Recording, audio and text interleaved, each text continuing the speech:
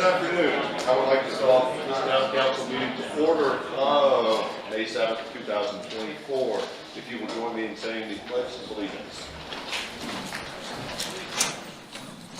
I allegiance to the flag of the United States of America and to the republic for which it stands, one nation, under God, indivisible, with liberty and justice for all. We'll continue standing for the invocation, Pastor Lewis Johnson. Central Oak Grove Baptist Church.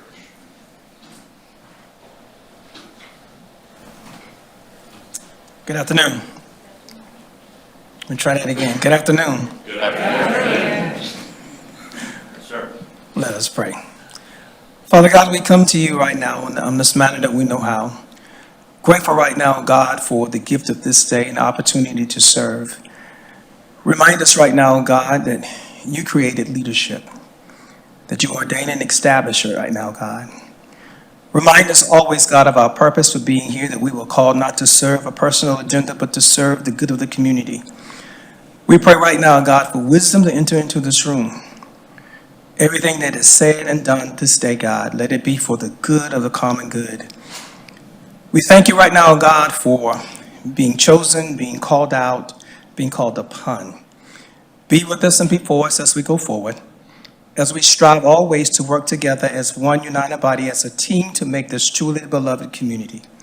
We love you. We thank you for the opportunity for caring and sharing. It's in your name we pray. Amen.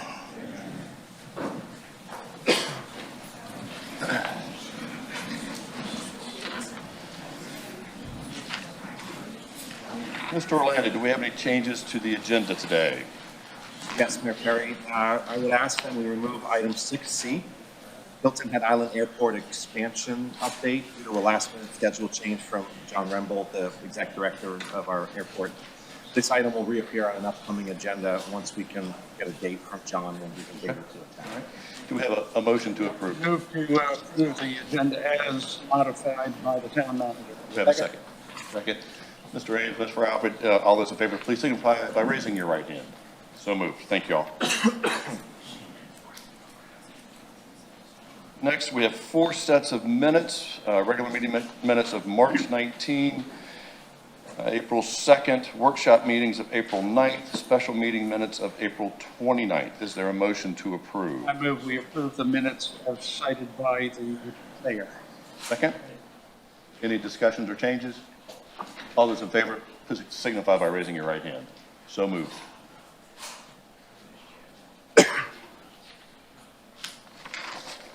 Reports of the town manager, Mr. Orlando. Yes, sir. Good afternoon, Mayor, council members of the public. I have a couple of, or a few updates, some operational updates and a community update. So a few of them fire rescue related. We always have Chief Blankenship in the back room. I always know he's in his chair and he's always at a council meeting. So a few updates today coming out of fire rescue. We remain proud of Chief and we remain proud of that entire department. So on April 12th, Fire Rescue's Urban Search and Rescue Team, South Carolina Task Force 4, achieved certification as a NIMS compliant Type 4 US&R team from the Emergency Management Accreditation Program. This is a monumental achievement for the team and its members, so congrats to you, congrats to them, congrats to all of us. SCTF 4 is the first Type 4 team and one of only 7 teams certified at this level or any level like this in the country.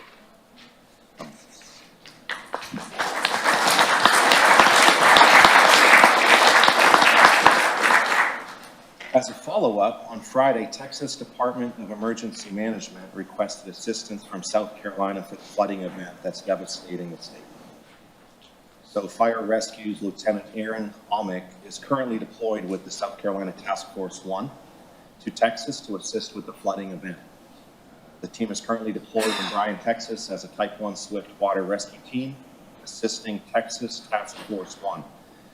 As of this morning, there's still hundreds of people awaiting rescue. So, Chief, thank you for that, and thank you to Lieutenant for getting to Texas as quick as he can. April 24th, Fire Rescue participated in the Hilton Head High School Career Day. fire rescue. There's a lot of folks that were there. They all had a few spaces. They all had a room. We had 2 rooms, and that's just awesome feedback. One for dispatch and the other for fire EMS. Both rooms generated great turnout and participation. So thanks to our outreach efforts and what a great event that was. A couple more. So I'm going to read an email here that I received Sunday, April 21st at 9:19 p.m. from Chief Chris Blankenship. And it's a testament to the work that Chief's done, along with really Peter Janura, Joe Haida, Pfister, and a whole bunch of others, Justin, and a whole bunch of others in your department by putting a new program, that really an old program, back in place again, right, Chief? Right, so the email I received was this. This evening, as play was nearing being suspended for the night, the final group was on the 15th fairway, right? So during RBC Heritage, a volunteer went into cardiac arrest on the 15th fairway.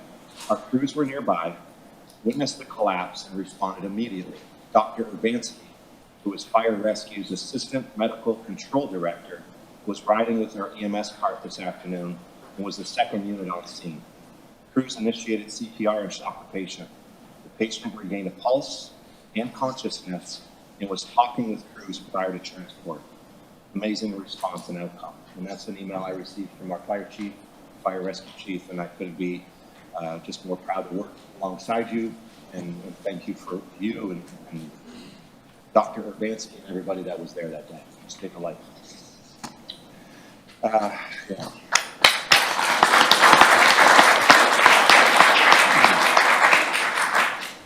And then last, I'm thrilled to share that last week, historic Mitchellville Freedom Park began construction on the ghost structures, authentic historical replicas in the shape of metal outlines at the Mitchellville site.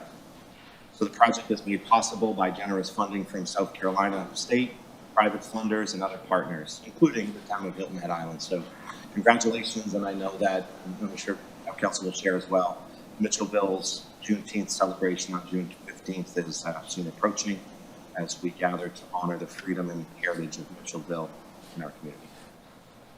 Awesome, thank you.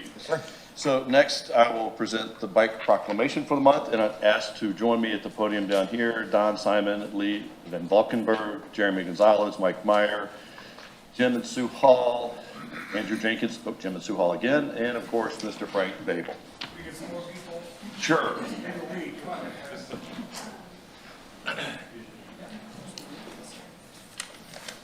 On over here. This is a we thing. I thought it was a bike. Yeah, both sides. I thought it was a bike thing. Not a weed thing. Come on. No tandems. Awesome. This is great. So the Town of Hilton Head Island Proclamation. Whereas for more than a century, the bicycle has been an important part of the lives of most Americans. And whereas today millions of Americans engage in bicycling because it is a viable and environmentally sound form of transportation, an excellent form of fitness, and provides quality family recreation. And whereas Bike Walk Hilton Head Island, in conjunction with the town of Hilton Head Island and the Hilton Head Island Bluffton Chamber of Commerce, has promoted bicycling education and awareness through annual bicycle events and the Bike Walk Ambassador Program. And whereas the town of Hilton Head Island is a vacation destination where visitors enjoy bicycling on pathways and the beach. And whereas Hilton Head Island residents increasingly ride bicycles for pleasure, exercise, as a means of commuting to and from work. And whereas the League of American Cyclists, the Palmetto Cycling Coalition, Hilton Head Island Bike Walk, Bike Ambassadors, Kickin' Asphalt, Bike Club, and riders throughout our area are promoting greater public awareness of bicycle operation and safety. And whereas the League of American Bicyclists designated the town of Hilton Head Island a bicycle-friendly community at the gold level in 2019 and again in 2024. And whereas May 13th to 19th is Bike to Week Work and May 17th, 2024 is Bike to Work Day. Now, therefore, I, Alan R. Perry, the mayor of town of Hilton Head Island, South Carolina, do hereby proclaim May 24th as Bike Month.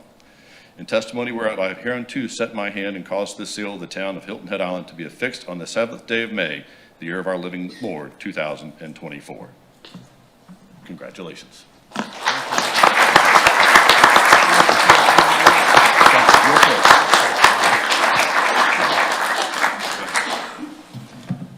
Well, we're honored to get this proclamation. We appreciate it very much. There are rumors out there that know that more than 1 million people bike on Hilton Head Highland every year. 1 million people, think about that. It just doesn't happen. It takes a lot of collaboration. It takes, for example, the Chamber doing a wonderful job of promoting this island for people to come here and enjoy their life. It takes the Palmetto Cycling Coalition, who has endowed us with 3 gold medals and a silver medal. It takes the Palmetto Cycling Coalition, who does statewide work with us. It takes the POAs. It takes 36 bike shops renting bikes every week. It takes our bike clubs. We have a half a dozen bike clubs now, and we have the president and vice president of the Kickin' Asphalt Bike Club. They've got now 250 members. So we've got an awful lot of collaboration that takes place, and I'm sure I've forgotten some other people in this, and I'll mention in a minute. But it all takes collaboration of everybody to come together to pull this off and make it happen, and we really, really appreciate it. But most important, the people that we most thank are the folks over there, back there, and behind us. Town staff has been absolutely wonderful. I've seen just continuous improvement over the last 15 years that we've been involved. We have so much cooperation, and we really, really appreciate it. And elected officials vote all the budgets and all the stuff that we really need to make this a safer and more bike-friendly community. But something has happened that's different, and I'd like to turn it over now to Jim Hall to announce a change that's taken place in our community. Jim?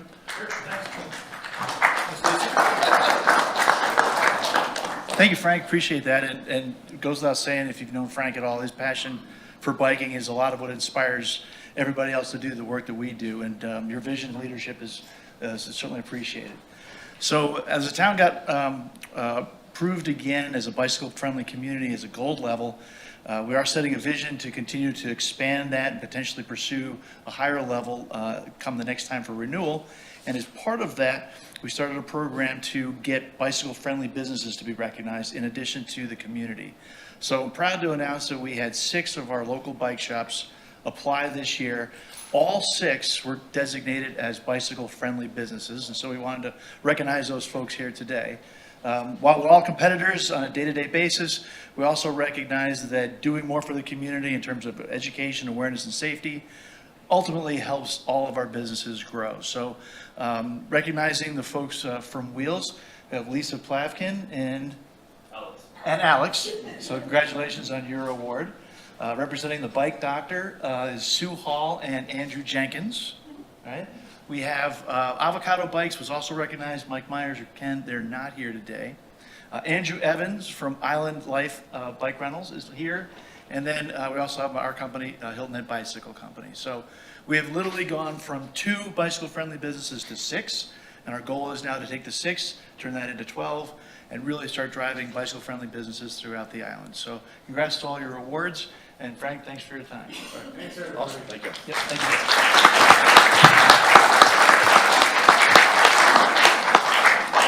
Try to get everybody up front, maybe for one quick picture or something of the sort. But we tuck in here, guys. Sure. Act like we like each other.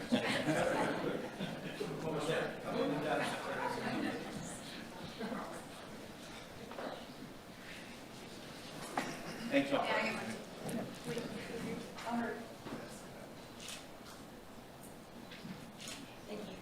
Thank you all so much. Thank you. Yeah, sorry it took so much time, but hey, this only happens once every 4 years. Go sit down, Frank.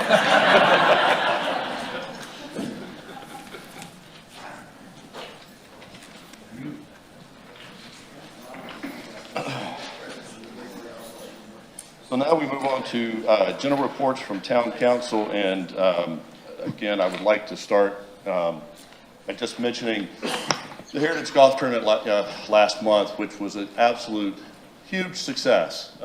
It meant a lot to our island, but unfortunately, it's going to be marred with a great sadness, and that is the passing of our former mayor, Tom Peepers. He was a great gentleman, a great steward of our community, and I just ask that everyone keep the family, Mary Ann and Josh, in your prayers, and of course his close friends as well. He meant a lot to this room, to the people that worked here, to the people he worked with, and to this community, and to me. So I just want to make a quick note of that. So, other general comments or announcements? Just one quick thing following up to Bike Month. There's a ride of silence to honor those lost who were killed on the road riding their bikes. That'll be a week from Wednesday, and it starts at Port Royal Plaza and goes down towards Livingston and then back. And I'm happy to represent the town council in that ride of silence. It's 6:30 in the evening. Great, thank you. Mr. Brown? Thank you, Mr. Mayor. On May 22nd, most of the council have already got an invitation to ribbon cutting at the Squire Pope Rowing and Sailing Center. There's a very distinct piece of history at that location that is now recognized through the good work of our Cultural Affairs Office. So we invite everyone to that event on May 22nd at 1 p.m. for the ribbon cutting. I'm not going to tell you what that piece of history is, but because you can come and read about it yourself. Then right after that, we will be going to the Allen Rec Center, the mayor and myself, to have this rock wall climbing contest. That is a charitable event. So we ask that you all come in support of the charities, of course, and also come in support of me and the mayor not embarrassing ourselves as we go up and down. Particularly down. Hopefully not down too fast. All right, thank you. Ms. Becker? Well, first I want to say on behalf of all Texans, thank you to Fire and Rescue in the town of Hilton. Our family started there in the 1800s, and while we're tough, we sometimes need help. We're no better place than Hilton Head to get that help from. So thank you for that. You are truly everyday heroes. I mean, every day you are a hero in one way or another. You have my total respect and support. A couple of, maybe it was the last town council meeting, Mayor had asked that with regard to 278 meeting days and times, if we could adjust them, especially as we're coming to what seems to be a point where everyone needs to hear information consistently from the source, that if we could move those meetings from 1 o'clock to something 5 o'clock or later to allow for folks throughout the community to actually attend to get that information. I haven't seen that adjustment, and I'm asking again if we can please do that. And in that same vein, when we had, April 29th, we had an executive session meeting, and I objected to having a discussion about 278 in executive session. I just want to reiterate that having now come out of executive session with that, my contention still stands that those conversations need to be transparent and in the open, and I still do not believe that it was an executive session viable meeting. So I wanted to make sure that I made those points so that we are very, very careful about 278 discussions and information being shared across the board accurately. Thank you. Thank you. Any other general? Okay. So we'll move on to Mr. Sanford and the LATS. No report, sir. Okay, thank you. Ms. Becker, Low Country Council of Governments. Report on that. Thank you. Mr. Ames, Beaufort County Airports. No report, Mayor. All right, Mr. Sanford, Siloco. No report. Thank you. Mr. Brown, Island Rec Association. No report, sir. Okay. And Ms. Becker, back to Community Services, Public Safety. On April 8th, we held a Community Service and Public Safety Committee meeting. We had 2 items on our agenda. One was the discussion to approve and move forward to Town Council with a recommendation to begin implementation of the parking fee program at the beach parks across the island. There was a lot of discussion. In the end, it was a 2-2 vote, which means it did not move forward at this time, but we didn't vote, but we did agree to bring it back to council after a number of questions were considered and answered. So look for that coming up on a community service and public safety agenda soon. The other item was the integrated pest control management.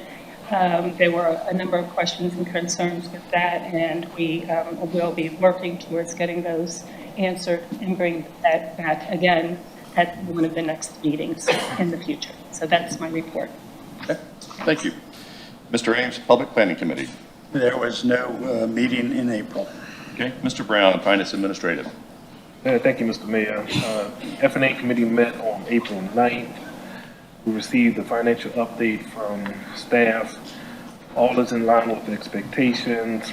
The reconciled financial statements for the town are currently posted on the town's website through February. We did have some business items to take action on.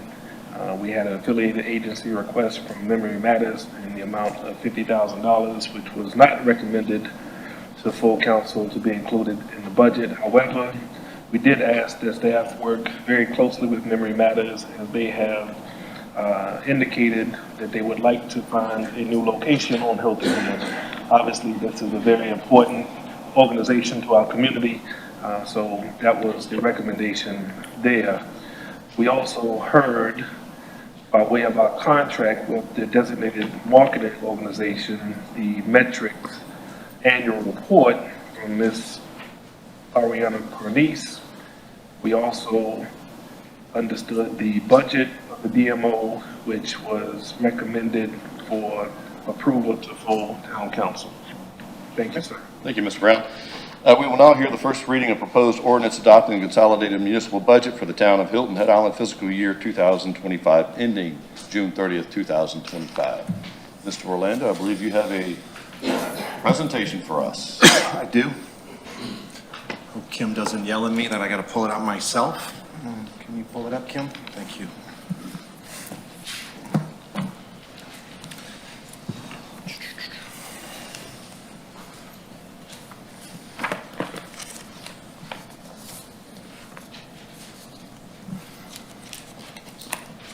Good afternoon. Good afternoon. Thank you for that. Got one. Good afternoon. Apologize. Here we go. Great afternoon. All right. Well, I'm honored, Mayor, members of council, citizens of Hilton Head Island. I'm honored to present our FY25 consolidated budget for the town of Hilton Head Island. First and foremost, I would like to thank, and we all know that this has been a more challenging year than in past with our finance director, our longtime finance director, who has retired really third quarter of last year, and the entire finance department and the entire team here really jumped in. So I really would like to thank that dedicated staff member group, department heads. They've been instrumental in crafting this budget proposal. A special thank you to Erica Madeir. Is Erica here? Oh, there's Erica. Our very appreciated and talented budget analyst, Jeff Harriman. I know Jeff's in the room. Jeff, well, I should have known. Our interim finance director, who capably served over the past months in that role. And Adriana Burnett. Adriana is not here with us physically right now. I know she's listening in. She's our new finance director, and she will show up on scene very early June as a finance director. Adriana has been instrumental in helping me and Jeff and others put this budget together. So also thanks to Josh Gruber and Kelly Spinella as well. They've helped with every angle of this. Mayor and council members, thank you as well for your time and meaningful guidance and input throughout the budget preparation during this proposal. So I appreciate a lot your time and our time together. This budget represents the conclusion of collaboration, organizational planning, and dedication to the prosperity of Hilton Head Island. So as we approach the budget, we pose many critical questions that guided our considerations and achieved the results that I'm about to present to you. I want to highlight some of those and share with you some of our insight and some of how we were thinking behind the scenes as we were presenting this budget or proposing this budget. So I'd say is what I'm about to present to you, available resources are aligned with your, the town council and the operational priorities in the organization. We evaluated various starting points as we took a look at our projections, various starting points in this budget, whether it's this year's budget, prior year collected revenue, or current year projections, right? We remain mindful of our legal obligations, those requirements we have when we collect certain revenues and we spend certain revenues. Example, TIF, A-tax, H-tax, short-term rental, federal and state grants. We remain mindful. We prioritize the active involvement of department heads and, of course, mayor and town council as we prepared this budget. Not just a quick sit down, but early in the budget preparation process and throughout the schedule. And as a staff, we aim to craft a budget that effectively accomplishes your interests and goals as well as the community's.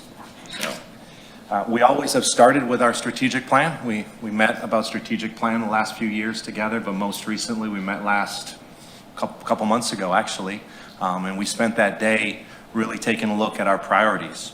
And so in order to accomplish that, the next obvious step is our budget. And so I'm pleased to present a budget to you that does not include a millage increase, and in fact, our millage remains one of the lowest in South Carolina. Our consolidated funds are supported through diverse revenue streams. Expenditures have undergone rigorous scrutiny to ensure alignment with strategic and operational priorities, and our budgeting approach year over year is grounded in historical revenue and expenditure trends and conservative assumptions, right? So, and we know that this has consistently yielded actuals that outperform budget estimates. Our budget priorities encompass your top 15 strategic action plan priorities. Infrastructure remains a cornerstone of this budget. You'll see that our budgetary commitments have significant allocations directed towards our natural resources, our quality of life, supportive of our residents, our businesses, our workforce, and our visitors. Our team continues to prioritize the delivery of high-quality, essential public services. There's no doubt that the past several years have created operational challenges for us, and many other communities across the country. The demand for local services at a certain point here, not that long ago, far exceeded our capacity.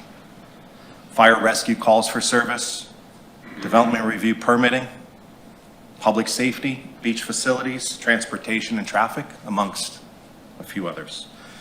Year over year, I believe we significantly enhanced our commitment to customer service, facility management, and a very high quality service delivery. We continue to prioritize and support businesses through this budget, through public project investment, attracting and supporting new ventures, and we support tourism while preserving our island's unique charm. Our budget allocates funds to enhance stormwater initiatives, remediation, resilience planning, sustainability efforts, and definitely disaster preparedness. And we also recognize, last but not least, the importance of arts and culture programming and the role of community engagement and collaboration. So this budget allocates resources for those outreach efforts, community events, civic engagement programs, and partnerships with local organizations. So with that being said, I wanted you to hear a little bit, just in terms of where I'm coming from as I'm trying to prepare a budget, not just what the budget entails. So with that, I want to share with you today some economic factors of Hilton Head Island, which have always done. I think it's important that we understand those impacts to us, those opportunities in front of us. What are the goals of the budget? Dive into the budget. We have 6 funds. I'll go through a consolidated look on schedules, a schedule of revenues and expenditures, and then I'll dive into each fund. And then we'll talk a little bit about the review and approval process. So I won't go through all this. What's really important about this presentation is that it will be available immediately after this meeting, available online, front and center on our homepage, on our landing page. And if there's members of the public that want access to it, it'll be there as a link. We know a lot about our island. I won't bore you with that, but we're always taking a look at, and the mayor has said he wants that median age to drop, 59.8. We'll see what we say next year. 124 new businesses opened in 2023, and right now, at least the HHIRealtor.com is telling us that a median home sales price is $524, although I think if we looked right now, we couldn't find any. We have close to 3 million visitors a year, and the economic impact of that is on the top right of that screen at about $3.6 billion. Right? We feel the challenges of that. I feel the challenges of that operationally. I think we feel the challenges of that physically. But definitely I want to share with you where those revenues are generated and how we're using those. We benefit from an economic strength and growth that underpins our healthy tax base, right? This is not staff saying this on the left side of the screen. The underpinning our healthy tax base trends and are strong and reliable, and that we have a growing tax base, that a diverse non-property tax revenue stream, prudent fiscal management, robust financial position, modest debt and pension. That came straight to us from Moody's as they assessed our debt, as they assessed our bond rating. We have a great, excellent credit position, actually, a AAA bond rating, which is the highest from Moody's, and a AA plus bond rating from S&P and Fitch. So as I looked at the budget, I shared with you a little bit about the impacts of some operations and some of that measurement along the way. Last year, fire rescue emergency responses close to 10,000, right? 9,500. We issued more than 14,000 business licenses. Of course, it generates a robust revenue stream, but $8.3 million of that. The SDR complaints, I think, and that's how we tracked it, I think I received more than 293 short-term rental complaints directly. We are tracking that, and we are solving it. We also have a C-Click fix, right? I always say the My HHI app. So if it's me, if it's you, mayor and council, if it's a member of the community or a staff member, we can get on that app and report issues, right? Broken pathway, branches down, can't see around a corner. Close to 2,000 of those have been reported and resolved. Site compliance checks, a lot of permits issued, beach patrol violations addressed. So we are not ticket happy, but we are present and prominent and a partner on that beach. Bob Romage and the public safety team interacted close to 12,000 times in about 12 months on the beach. And we have approved permits for close to 7,000 short-term rentals. And about 1,000 that are out there lingering that don't yet have their permits that we are exploring and bringing into compliance. As we set our budget, I always try to establish our top priorities. And so first and foremost, the priorities of the budget are to deliver your town council strategic action plan priorities. We know that the comprehensive plan drives a strategic plan. That strategic plan is influenced and influences the budget. And then once you approve the budget, it's for me to implement.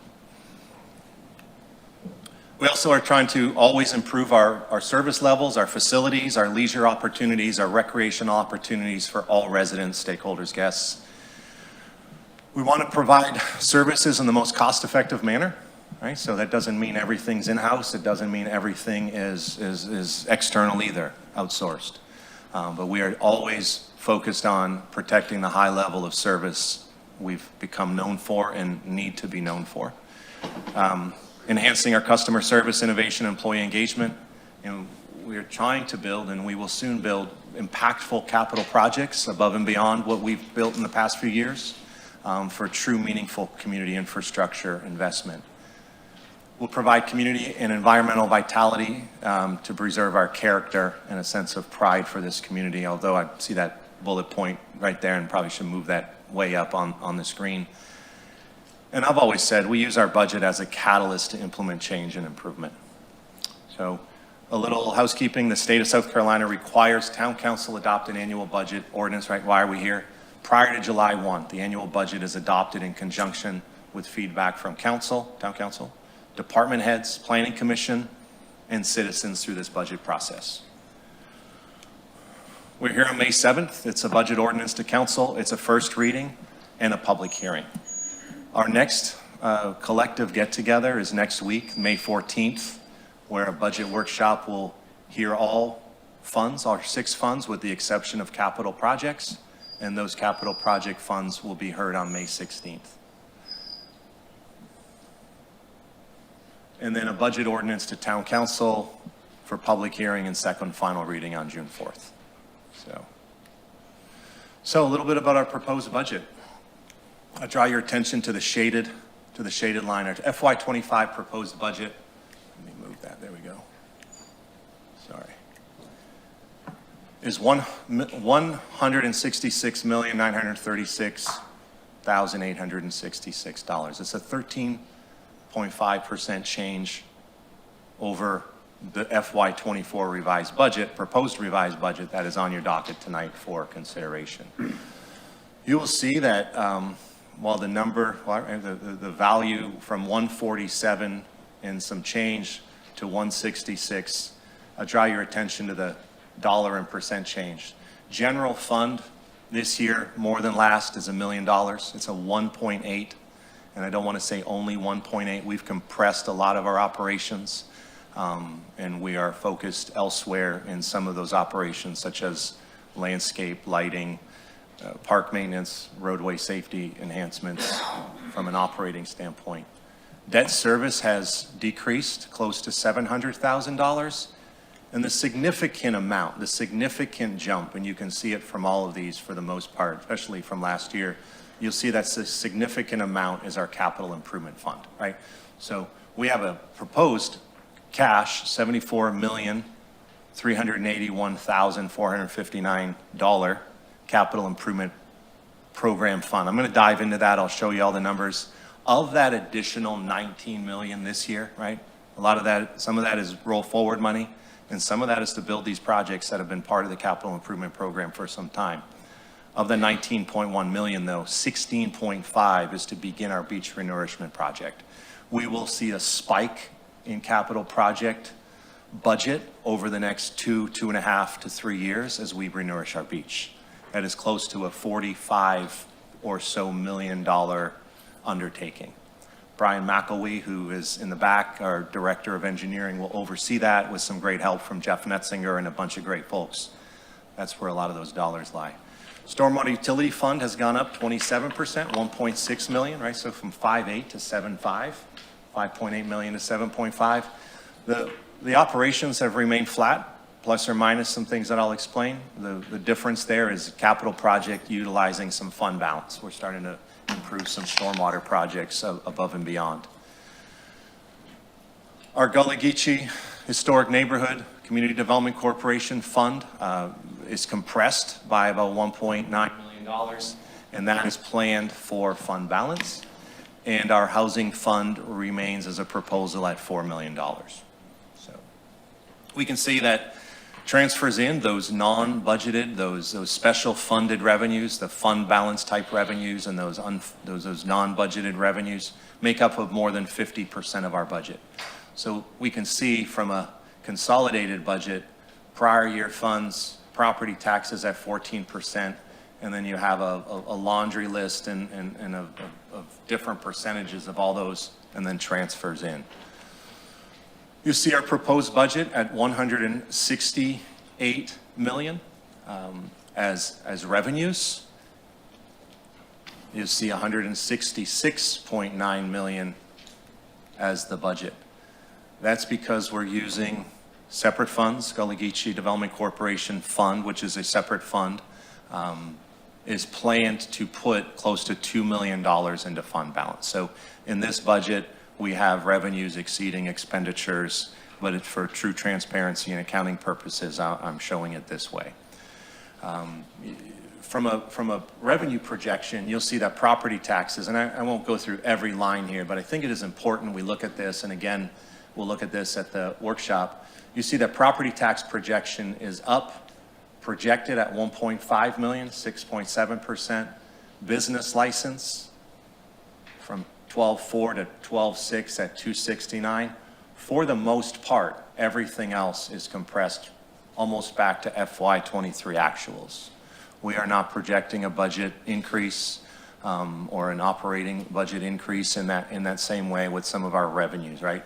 Franchise fees, stormwater utility fees, local A-tax, EMS revenue, the permits and fees, right? The permits and fees that make up our growth management and planning department areas. Some intergovernmental transfers from the state really are flat. You can see that. The lease in there, the proposed revenues, that's to cover the fire trucks, so that's transferred in lease. Investment income is up, of course, for obvious reasons. And then you see the miscellaneous income, which is beach parking, other revenue, impact fees, Sunday liquor, permit fees, capital, sale of land. So I think what's important in this budget, without transfers in, right, without H-tax, beach fee, TIF, state aid tax, real estate transfer fee, SWU, stormwater, road, electric franchise, and short-term rental, a lot of those fees generated by our activity here on the island, our budget's at 68 million with them, and with some prior year transfers in, mostly in cap projects and CDC, we have $100 million of transfers in prior year funds. So when we take a look at the budget revenues, the transfers in, and again, I'm not going to go through every single thing, but I think it's really important that when we take a look at this considerable amount of dollars, $19.3 million transferred in out of those funds, I want to be fully transparent where it's going. So if we take a look at H-tax, 26 million, we're using 25 projected revenues at 10.4. We're using 16.2 of reserves and a projected fund balance at the end of the fiscal year of 9.7. Those dollars, it's going for, a lot of that is capital projects. $1 million of that is transferring into the general fund for the parking. We're still moving forward with parking, and we heard an update from Ms. Becker a minute ago that said that we're still thinking through it. I've collected or put as a proposal $1 million to transfer in out of H-tax reserves to cover that so that we can work through that in good faith. But again, $88 million to transfer in. You'll see the schedule of revenues on the right side showing revenues, the use of reserves, and the projected fund balance. You'll also see where those dollars are being used, right? H-tax, 6.2. Last year, we had about $5.2 million of H-tax use. It's an extra $1 million this year for the reason I just explained. And so for the most part, all of those remain the same as last year. This remains the same as last year. The lift, the 62 million, is beach renourishment, parks, and road improvements. I think just so that it makes sense for all of us, the prior year funds of 11.6 are shown here, right? So we have a proposed budget, general fund, prior year funds. That means unspent last year. Those are for one-time projects, the land management ordinance, the comprehensive plan amendment, and some of those facility projects that are one-timers. Stormwater projects, and again, just some transfers prior year from Gullah Geechee Historic Neighborhood. That's the grant from South Carolina Department of Commerce. This is the grant from the remainder of the grant from Beaufort County, from ARPA for our CDC, housing fund transfer, general fund and ARPA, as well as some stormwater transfers in, and prior year bond proceeds did not need to occur this year as last.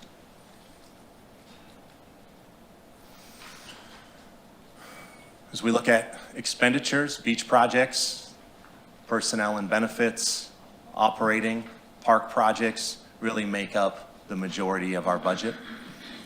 We'll see that personnel and benefits collectively across the board have increased 8.8%, 3.2 million, operating 1.2 at a 7%. There's shrinkage or compression in a few of those others, right? Contracted public safety, more or less flat, affiliated agency partnerships down. And then we're really starting to look at the budget from a consolidated expenditure. We just get into those capital projects. And so, not to dive too deep because I'm going to look at every fund. Our millage rate remains at 21.4.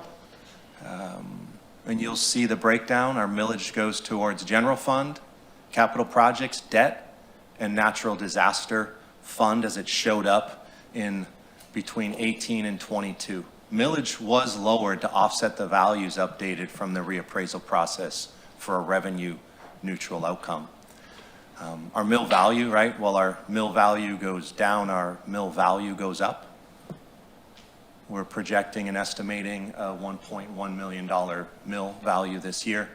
And so how does that really affect a $750,000 home? We can pick a number, you can divide it by 2 or times it by 4, but you'll see that a $750,000 home as a primary home at a 4% assessment, you will see that the town of Hilton Head Island receives about 6.5% of that property tax bill. So a little more than $600 on a $3,700 tax bill. And so go back to that transfer in opportunity from A-tax, H-tax, and all of those generated funds that are there. There are additional fees on the bill. I didn't want to get into that, but the police fee, the stormwater, those types of fees I didn't bring here.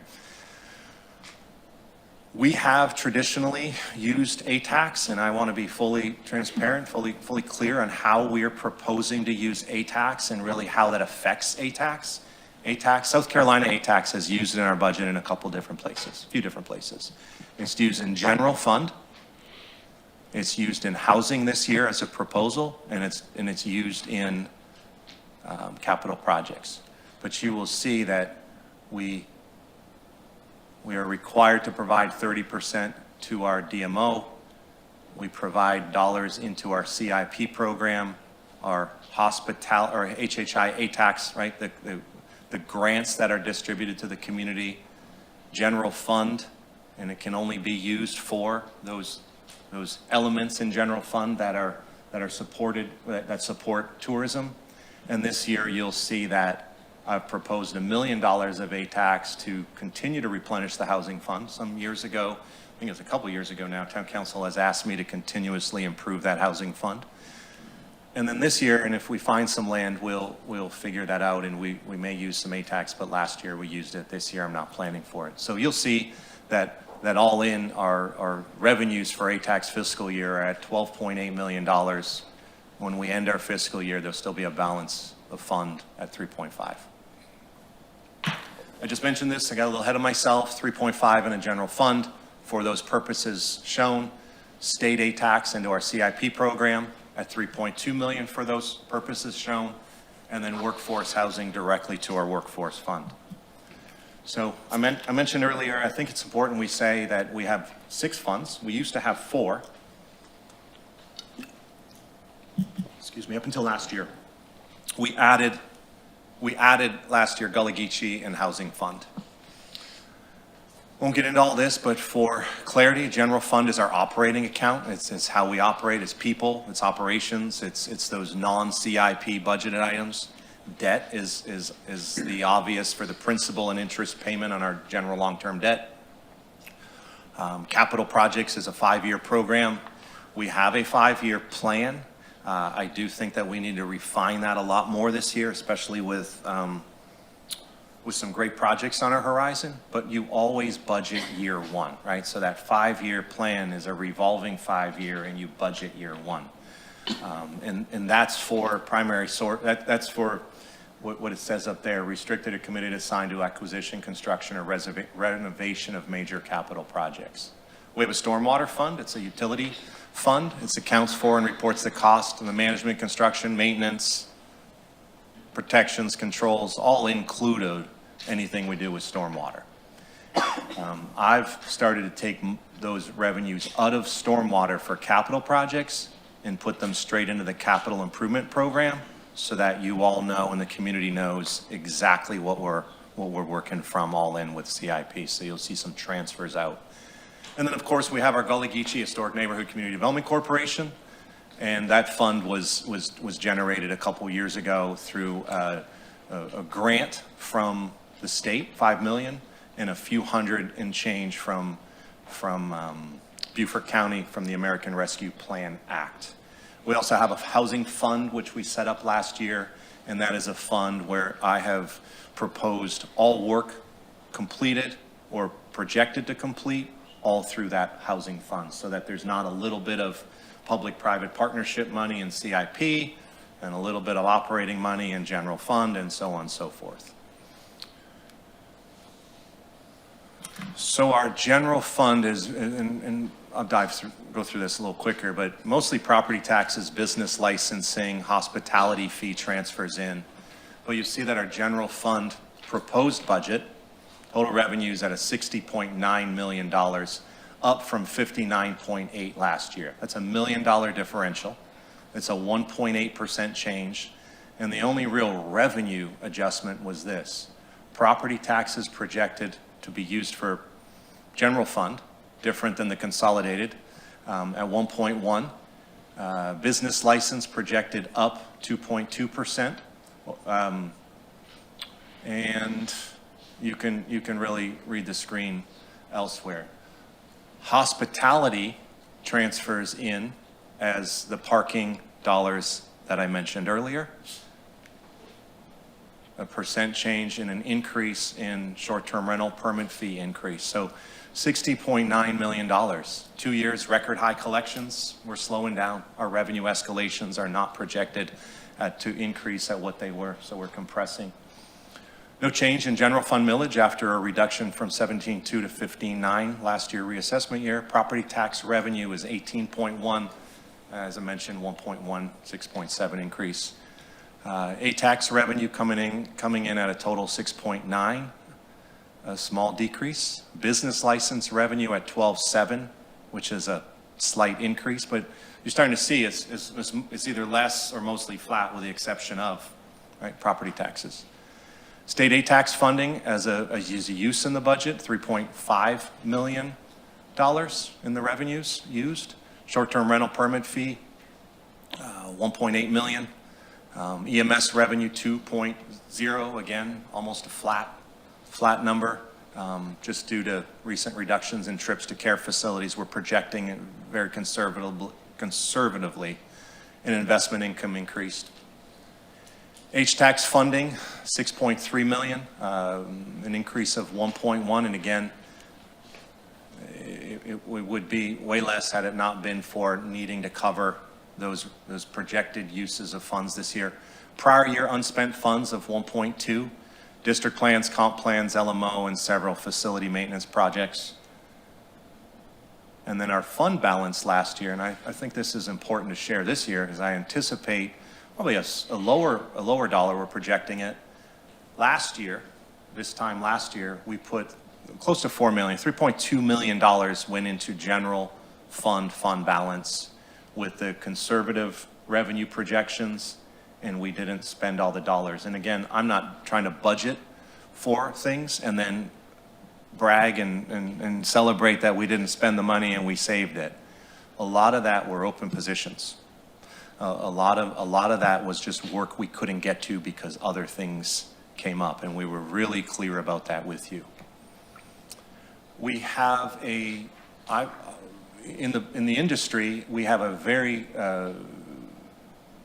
aggressive, progressive general fund reserve policy. Council raised the reserve policy in 18 and again in 23, and you can see the ceiling and you can see the lower limit, right? So our fund balance policy is a 55 unencumbered 55% ceiling, 40% basement, and you'll see on the other side, you'll see that we're right on track as our fund balance has accrued.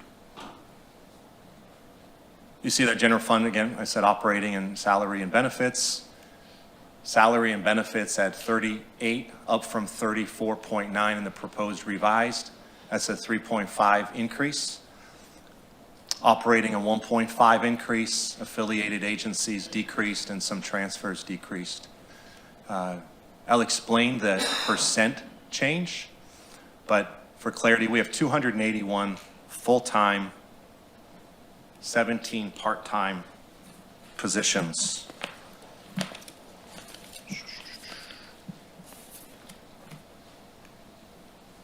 We haven't proposed any new full-time equivalents or part-time equivalents, and in fact, I am eliminating and proposed 3 open FTEs that just remained open for a while. They're in facilities. We've either figured out how to do the work with different people more efficiently and effectively, and we're keeping up, and then also a 1 part-time person. So those positions are being eliminated in facilities and projects. That's a savings of close to $400,000. The 3.5% change is made up of a little bit, or a lot of it, about this, right? 4% as proposed for our staff. For my team, a 4% performance-based pay increase, and it's performance-based. That's a salary and benefit increase potential of up to $1.5 million. It covers a South Carolina unfunded mandate of medical insurance employer premium increases. That's close to $500,000. It provides for 12 paid holidays, which there's a cost to that with fire rescue. It allows employees a paid time off buyback option of 37.5 hours. That's a week of pay. I think over time an employee benefits from that, but it also keeps our PTO levels at a lower rate as a future liability. It also supports a $1.8 million benefit to employees through our 401k contribution, the South Carolina mandated police officers retirement, which is our fire rescue team contribution into their retirement system.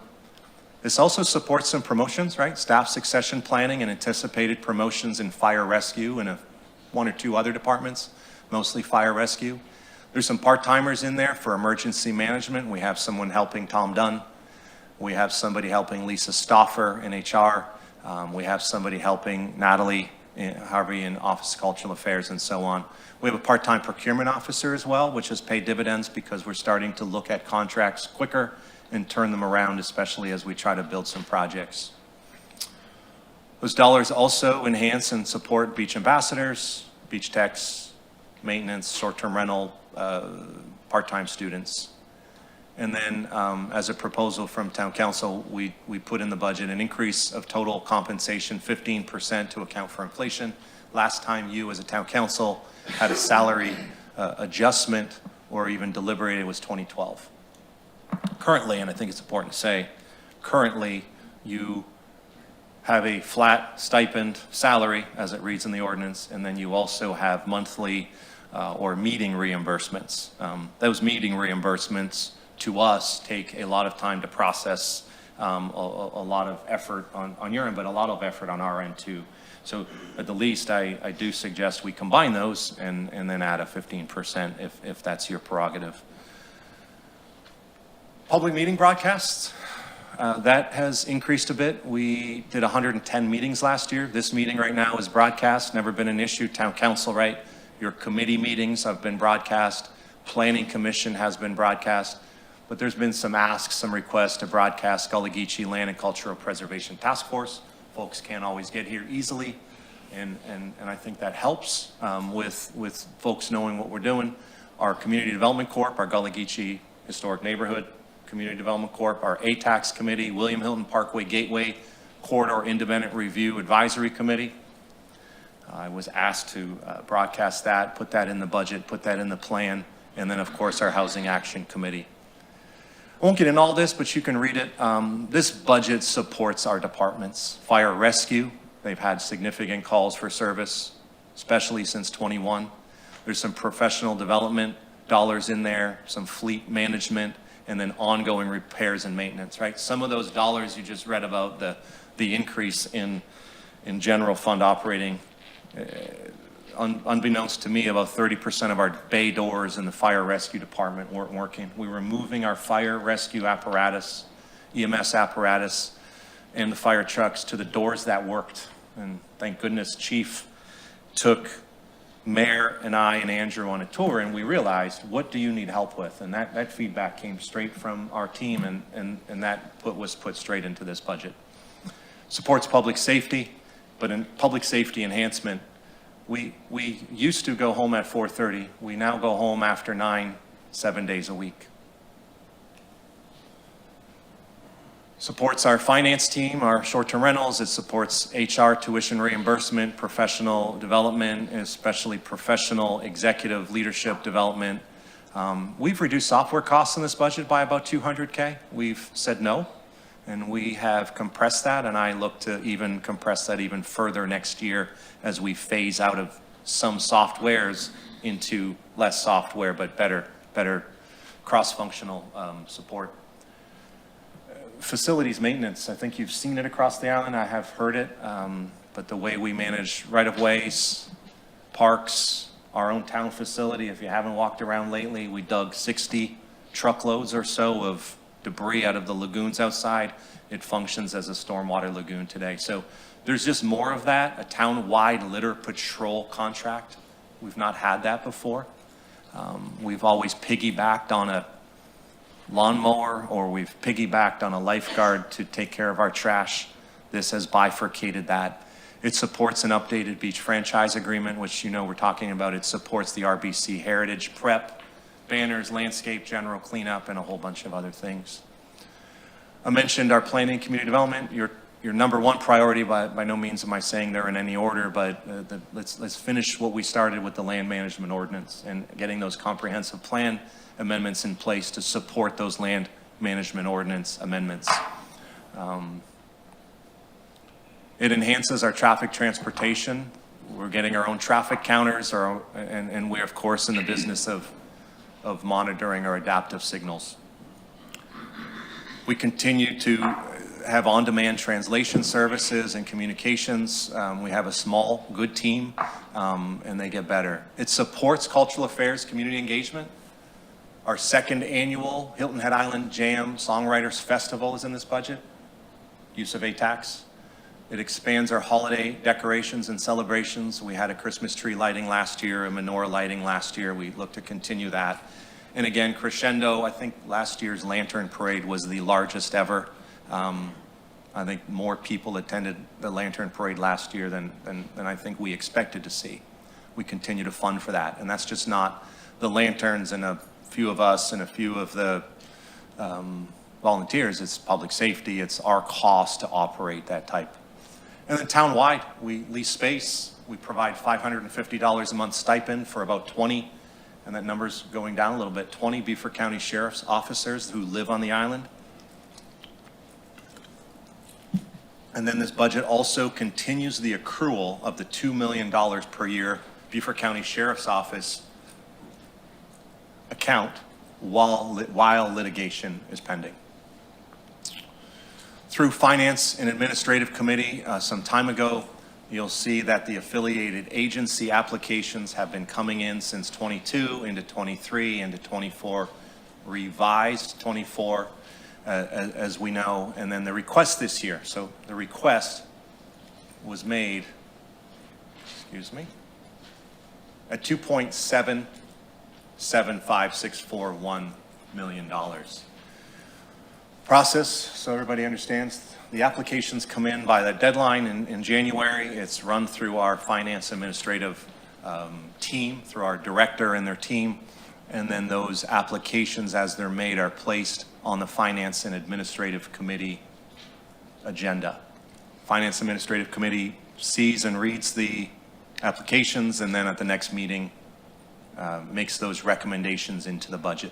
This is a newer process. I think we're getting better at it all the time. I see some opportunities for more improvement, but that process was that Island Rec, Coastal Discovery, Mitchellville, USCB, LRTA, Solicitor Stone, the 14th Circuit Solicitor, Beaufort County Economic Development Corp., our Heritage Classic Foundation, Habitat this year, CCDC this year, Beaufort Jasper, EOC, Blackwoody, Memory Matters, and Sea Turtle Patrol all made applications, with the exception of CCDC and Habitat this year, all made applications, and the Finance Administrative Committee recommended a 2.550 ask to me directly to put in the budget. I believe that was a 4. The vote was 4-0. So that's general fund. That's how we operate. The stormwater fund, as I mentioned, accounts all those resources related to stormwater fee, right? So the revenues come in with our stormwater utility fee, and then we place those revenues into various expenditures. You'll see that 67% are fees, some are plan review, some investment, and this year, prior year funds is increasing a little bit because I know that Jeff Netzinger is hard at work. If you've drove down Arrow Road, or every once in a while you see a new ditch clearing or new stormwater channel being cleared and improved, it is Jeff Netzinger. And so great job to him. A budget this year of 7.5, up from 5.8, but again, not much change in revenues with the exception of prior year funds. We'll have a $150 fee. I mentioned a lot of this major funds program for routine maintenance, corrective maintenance, monitoring capital projects, right? So the maintenance and the projects is where those dollars go, as well as operating. We try to sustain stormwater infrastructure, water quality, and all watersheds within the town. We have a lean awesome team and a low amount of dollars when you really pare back the onion and how much work is done. I think we can do a better job through project creation and transparency this year. And so I have on my whiteboard, I've shared with Mayor Perry a few workshops that you've asked for, that many of you have asked for, that we'll get to this coming fiscal year. And I think between transportation corridors and stormwater should be 1 and 2 of our first workshops. Covers the salaries and benefits for 7 stormwater staff members. And you'll see, and similar to the operating budget increase, our general fund salaries and benefits increased around 10%. This is 11.5. It's just based on the math of the people, but $7.5 million, 87 more for salaries and benefits, some more dollars for monitoring and inventory monitoring. And so by taking those capital dollars and putting them in CIP, I think we're doing a better job, different job operating and maintaining.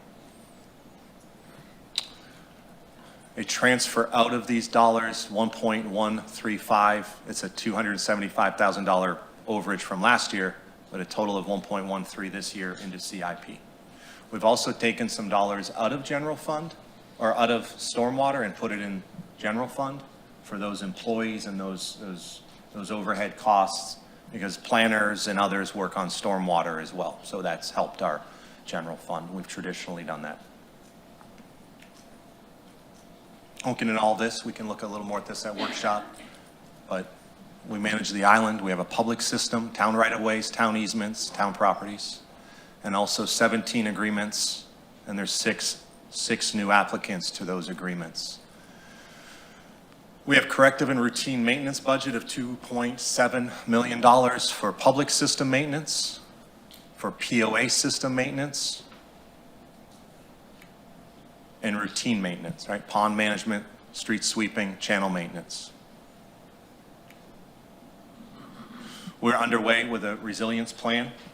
That plan should be delivered to you third quarter into the fourth quarter for approval this year. But the continuation of those dollars will transfer forward as we'll see how far we can get with the dollars in the project by June 30, July 1. But we seek to have a SWOT analysis of our island resilience. And for me, I promise, Brian, I won't bring you up here right now and ask you the definition of resilience, but I think it's important that we know that with our dollars, it's the first time in, I think, a long time that we're taking a look at our policies, right? Not just our land management ordinance, but the policies that drive all of this, as well as our projects, right? So that resilience plan should teach us in the future what our critical infrastructure facilities should be.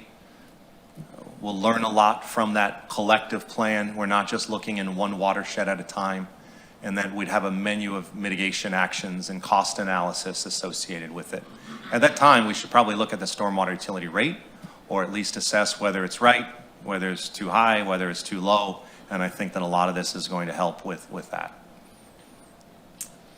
The capital project transfer are for these 7 projects: Gumtree Road improvements, Jarvis Creek outfall, Moonshell Road ditch, Wexford debris system, Main Street drainage, Palmetto Hall outfall, and the Howell tract access control system.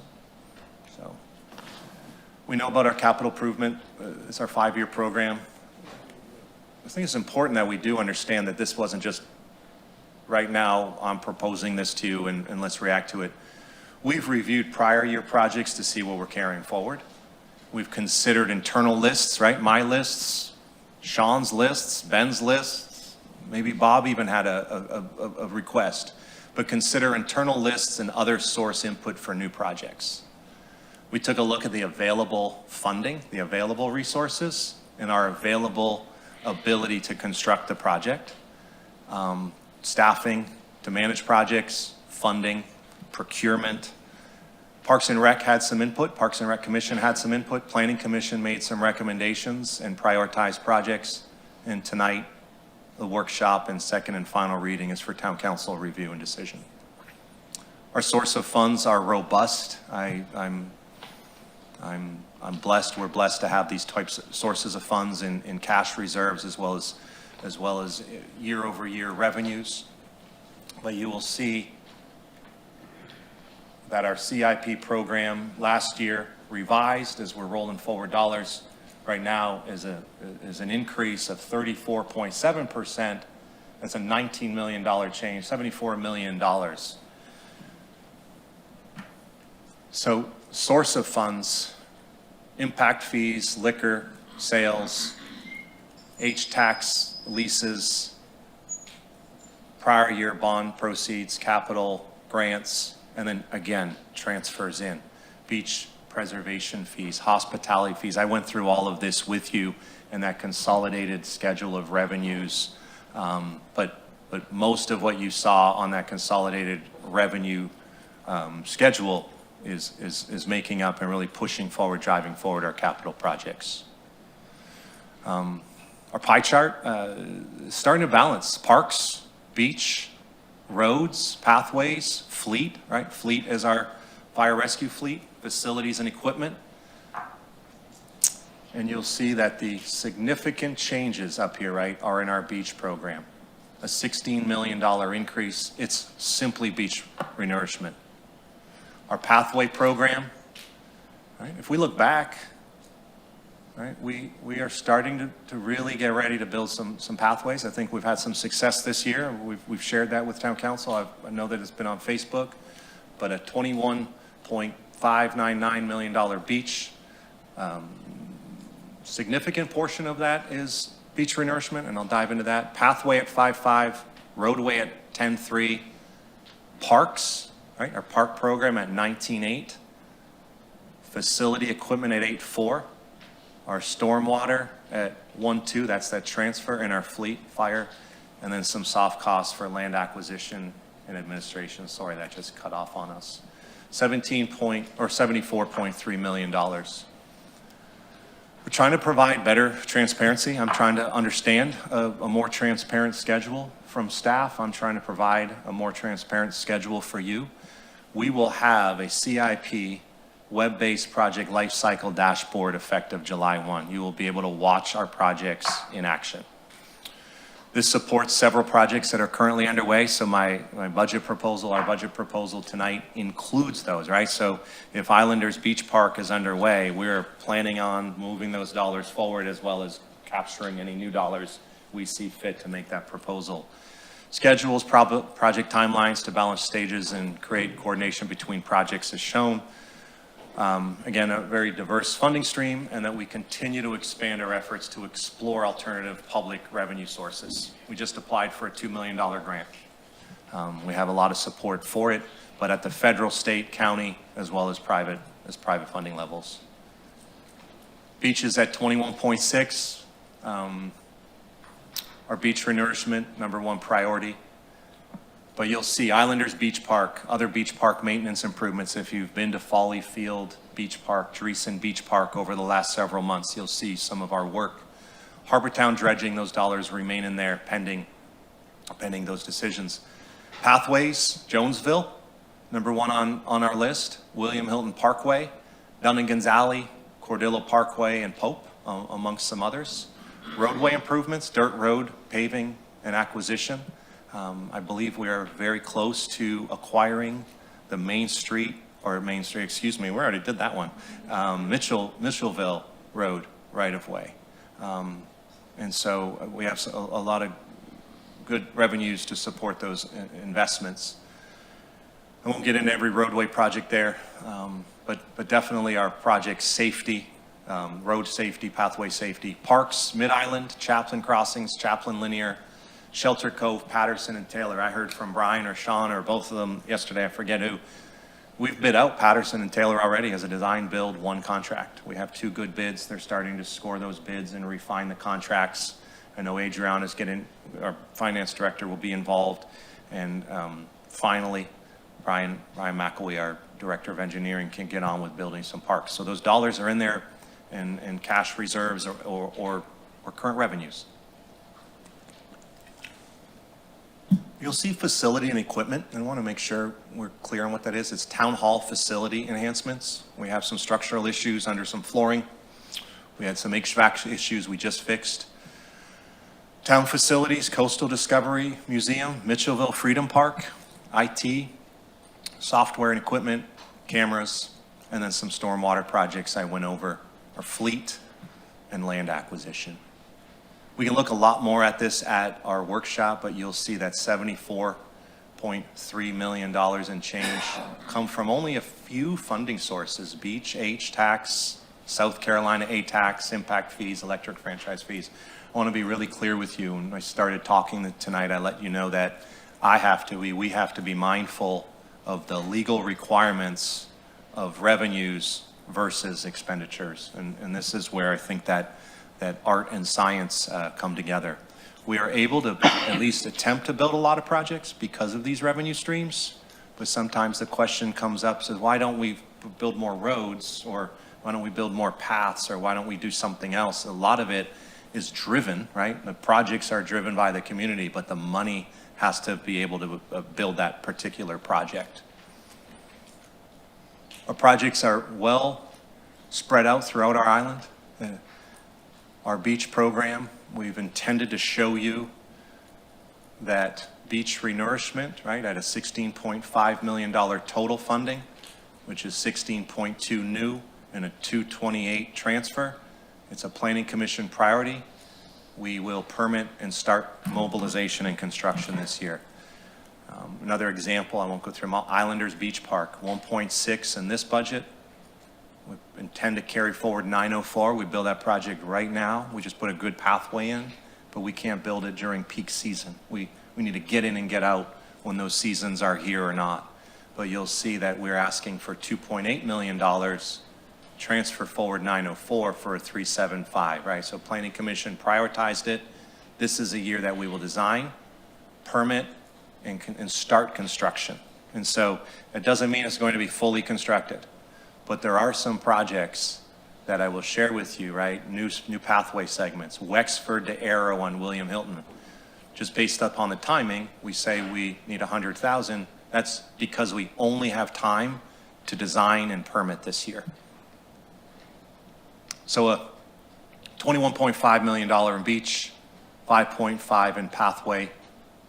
Our roadway program, which is made up of dirt road acquisition and paving, William Hilton Parkway corridor enhancements that will be aligned with your decisions and direction in those corridors and streetscape plans. Example, Main Street enhancements. Revised budget of 312. We don't think we'll carry anything forward because we're doing work. We've asked for new funding, a total of $2 million prioritized by Planning Commission, and this is a year to design and permit based upon your decision, or at least direction out of the workshop for Main Street type of street. $10.3 million total funding for roads. Parks, 19.8. If you want me to go through these, I can keep going through them. I don't want anyone to fall asleep on me here. This is exciting to me, but Patterson, right, 2.7, design, permit, construct. Taylor, 2.9, design, permit, construct. Those might come in over budget. They might come in under budget. We've used opinion of probable cost with very smart folks internally as well as externally. And when we get our bid pricing, and that's when we really know what the bids are going to be. And so it takes us some time to refine it, negotiate it, and move it forward. Town Hall facility, 1.7. Shelter Cove office enhancement, fire rescue training center. We're going to demo Wild Wing Cafe. That's a high number, but I don't know what we'll find over there. Facility and an equipment program in here, tree planting and forest management. We will have a very robust tree planting program this year. Fire station 1 to 7 replacements. We talked about those doors, those overhead bay doors, and so on and so forth. $8.4 million in those facilities and those equipments. It makes a little sense to me, just for some clarity though, historic Mitchellville Freedom Park, why isn't that in parks? We are not the park operator there. That's a facility in this budget for clarity purposes. Stormwater program 1.2, I went over those projects. Fleet, 7.2. You'll see, though, that engine pumpers and quints, as well as ladder truck replacements, 2 of them, are a considerable portion of those dollars. I have been asked about a public safety boat. Again, open for your feedback. I don't necessarily, I didn't intend or expect to have a boat, but as you as a town council are approving or considering to approve an abandoned vessel or an abandoned boat ordinance, I do think that we will need some opportunity to enforce it, right? If we put in place an abandoned boat ordinance and I'm standing here over on the shore without any way to get out there except a friend's boat, I just don't have the authority or an opportunity. However, I have heard, right, full disclosure, I've heard that that is a contentious issue to some. So I just want to make sure you see where it's at and we can talk about it a little more now or at the workshop. Land acquisition at soft costs. Debt, and we're almost through this. Debt simply supports our debt, right? Property taxes, investment income, and transfers in pay for that debt. So budgeted expenditures, 75% of 16.7 million this year go to principal, almost 14.5% to interest. So you'll see that principal payment of 12.6, interest at 2.4, and some anticipated debt. So I placed some dollars in debt with the revenue streams that are clear and shown right here for some proposed or at least anticipated debt. And that is through the TIF district we've all talked about, right? The Mid-Island TIF district and potentially TIF district even beyond that. But again, I don't want to get out in front of you, but I also want to make sure there's dollars in there for us to explore that if that's council's decision. Since 2018, the town of Hilton Head Island has paid $102.2 million of debt reduction towards the principal. An additional $12.6 million debt will be reduced in principal this year. Our millage reduced, of course, in the property reassessment year from 5.9 to 5.5. This budget proposes that millage remain the same. Our bonds that were issued after Hurricane Matthew, and you saw that in the early millage slide, have been reinstated and the disaster fund's been fully repaid. We continue to improve our financial position. I mentioned $3.2 million alone just in general fund unencumbered fund balance. Stormwater bonds are in stormwater, and we're going to look at the Mid-Island. Here's our debt. We'll see that significant portions of this debt is starting to expire, right? 2025, 25, 26.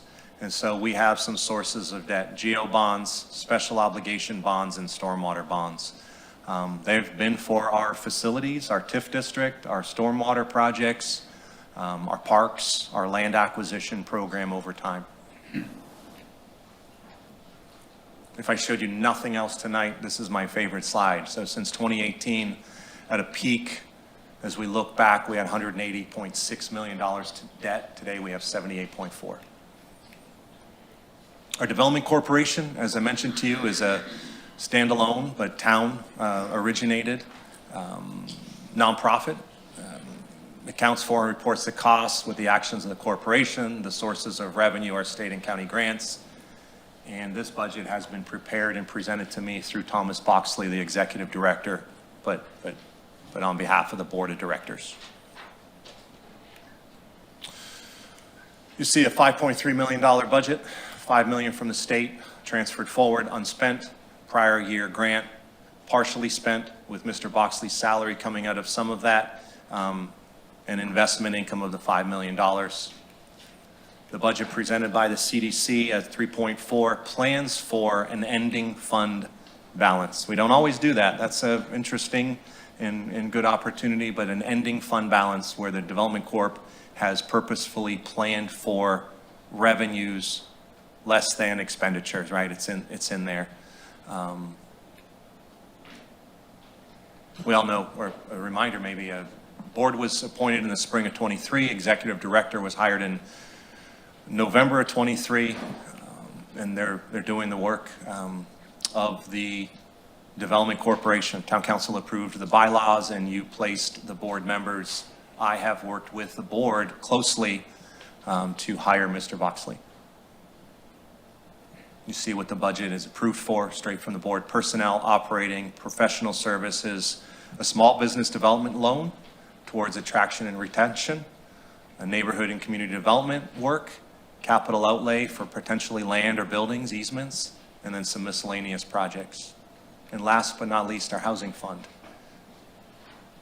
You see that there's really three sources of revenue for housing. Last year's money unspent, last year's funds unspent, prior year from our federal grant, and this year, as I've proposed, transfer into from state aid tax. We know that Act 57 allowed for the use of South Carolina or local aid tax for housing purposes, so long as those criteria are met.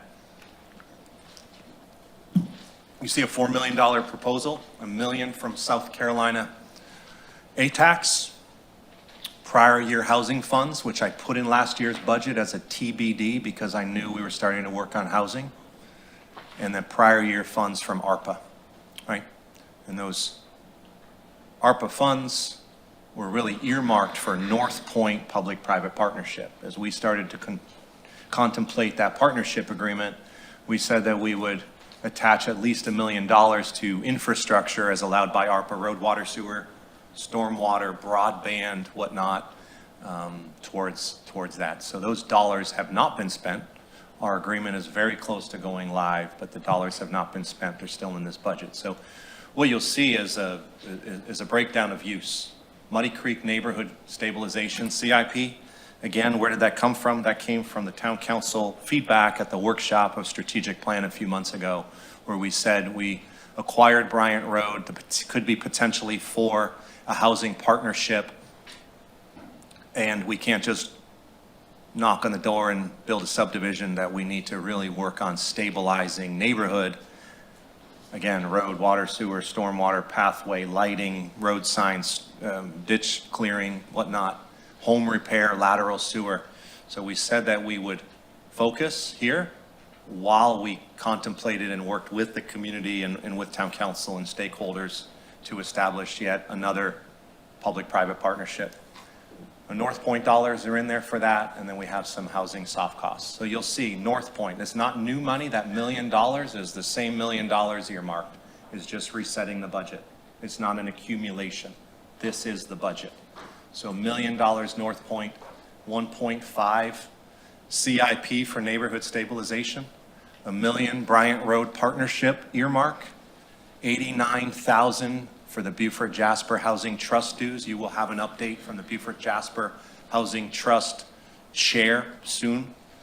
And then workforce housing soft costs. The workforce housing soft costs are legal costs, fair housing studies, some consulting work into those three buckets up top. Public-private partnership, legal, market studies, due diligence, right? That our partnerships do take time and cost money if we're put them together. Fair housing studies, housing consultant, print media and videos, as well as a housing dashboard. So again, thank you for your time. An hour? I knew it would be an hour. I should have said that at the beginning so I sound smarter. $166.9 million proposed budget to you. Again, those overages this year over last are 1.8% general fund, 34.7% capital projects I shared with you, roads, parks, and first and foremost, beach renourishment. Stormwater utility up 27.9%, 1.6 million, but again, that is for a capital project transfer into CIP. CDC down 36%, and housing up 19%, $650,000. So again, we're here tonight, May 7th. We've got a couple workshops, and then June 4th. And I will. All right. Very well done. I appreciate all the input that you've allowed us to have and staff to have as well over the past several months, so that we could have great knowledge to this and actually have a great presentation for the public. And as mentioned before, it will be online this evening, so you can pull it up there as well.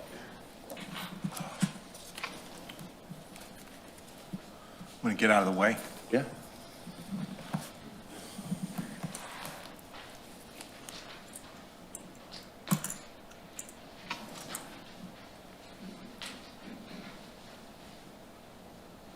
So, up next, we will open up the public for the purpose of the proposed ordinance, public hearing on the municipal budget of the town of Hilton Head Island for fiscal year 2025 ending June 30th, 2025. Is there anyone who'd like to speak during this public hearing? Mr. Hoagland.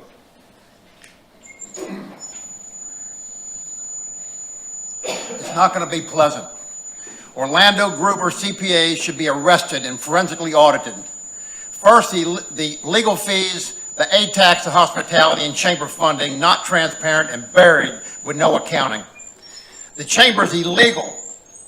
It's violating laws and has zero to do with tourism. Technology does this for free, not a multi-million-dollar tax theft like we just heard. The HiltonHeadIsland.org website is an illegal website. The purpose of a Town Finance Administrative Committee is to review and analyze the town budgets and financial statements, including balance sheet, management, vendor contracts, accommodation tax funds, and hiring the designated marketing organization, currently an illegally operated chamber. Who should chair and serve on a finance committee? It should be somebody with financial expertise that can evaluate the overall health of the town. Best is a CPA, an honest CPA that has the skill set to serve that role. We have no skill set serving this committee or town council. Folks, all the flags have been raised. The town manager already caught illegally using town employees and tax funds to profit the Hilton Head Chamber while he served in Bluffton. Town lawyers are overcharging legal fees, as reported by the packet, and drafting fraudulent DMO contracts. Lawyer Gruber found guilty of 3 ethics violations. The CPA is hiding overcharged legal fees, again as reported by the packet, and we are not showing all the millions issued and misused by the chamber illegally and criminally. Perhaps the most outrageous is our failed part-time mayor, controlled by his chamber buddy Bill Miles. Both committed criminal fraud, and Perry said he saw 80% of the receipts and invoices of this chamber, and its illegal use of millions of our tax funds. Why did you do this, Mr. Perry? We are in a real crisis in this community. Does anybody in this room dispute anything I say? Stand up. Come up if you do. Mr. Hoagland, please address council. We are a town in a community crisis. You people must grab a hold of what I'm saying and come to Mr. reality. Hoagland, please address What council. we saw is the most fraudulent budget, fraudulent audits. We are being robbed blind. Mr. We got to Hoagland, do something about these Please people. address council. Stand up. Everybody stand up and speak up. Thank you, Mr. Hoagland. Is there anybody else who would like to speak during this public hearing? All right, seeing none, we'll bring it back to the dais. Do you have any motions? Yes, Mayor, I have a motion to approve the first reading of the 2025 consolidated budget with the following addition. Section 5, transfer of funds, will be modified to clarify the maximum amount that can be transferred without council approval. Okay, is there a second? Second. All right. Mayor, can we speak to the motion? You can speak to the motion, yes. I must turn on my mic.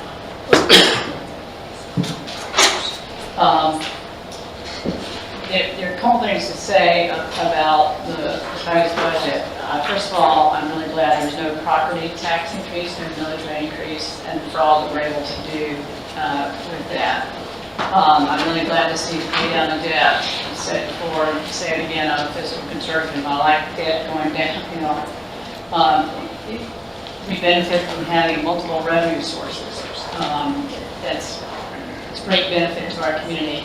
We're able to do more capital projects because of that. We're able to provide funds, the housing fund, to help with the housing framework here.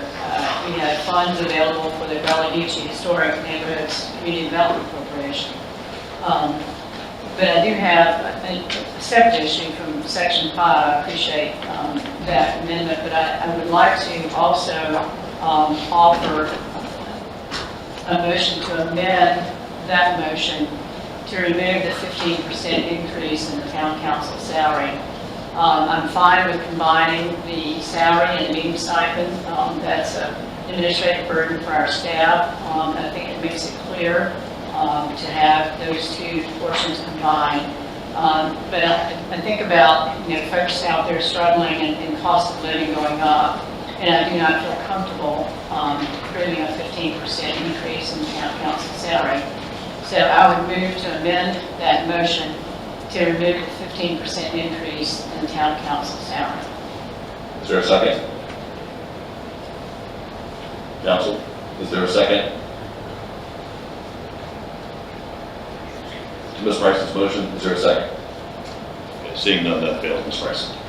And I would offer a second motion to reduce that 15% increase to 3% increase, which is around the cost of living. Is there a second to reduce the 15% to 3% on the council's salary stipend? Mr. Mayor, if I could get a point of order. Yes. Being that we will have a budget, two budget workshop discussions, I'm assuming that there may be additional questions or comments that may lead to us wanting to amend this proposed ordinance, which could be done at the second reading. Am I correct? Yes. Yes. As long as it's not a true material change upward, and we'll work with Curtis on what those outcomes or directions out of workshop will be. We won't be taking action at the workshops, right? Whatever is captured in the workshops can come back to us during second reading. Yes, sir. Yes. Okay. I'll second this. One second, Mrs. Bryson. Other discussion? I have a comment, Mr. Mayor. Yes. I have served on the council now for almost 6 years. There's been no change in compensation during that period. As far as I know, the base compensation of the council has been in existence for much longer than the time that I've served on the council. And so I think it's appropriate for there to be some adjustment. I can say that because I do not intend to run again. Gotcha. Okay, thank you. If I may, I have another motion that I'd like to make. If it would be accepted as an amendment to the motion on the floor, section 6 on page 5 addresses affiliated agency funding. And I would like to have removed section 6 from this ordinance.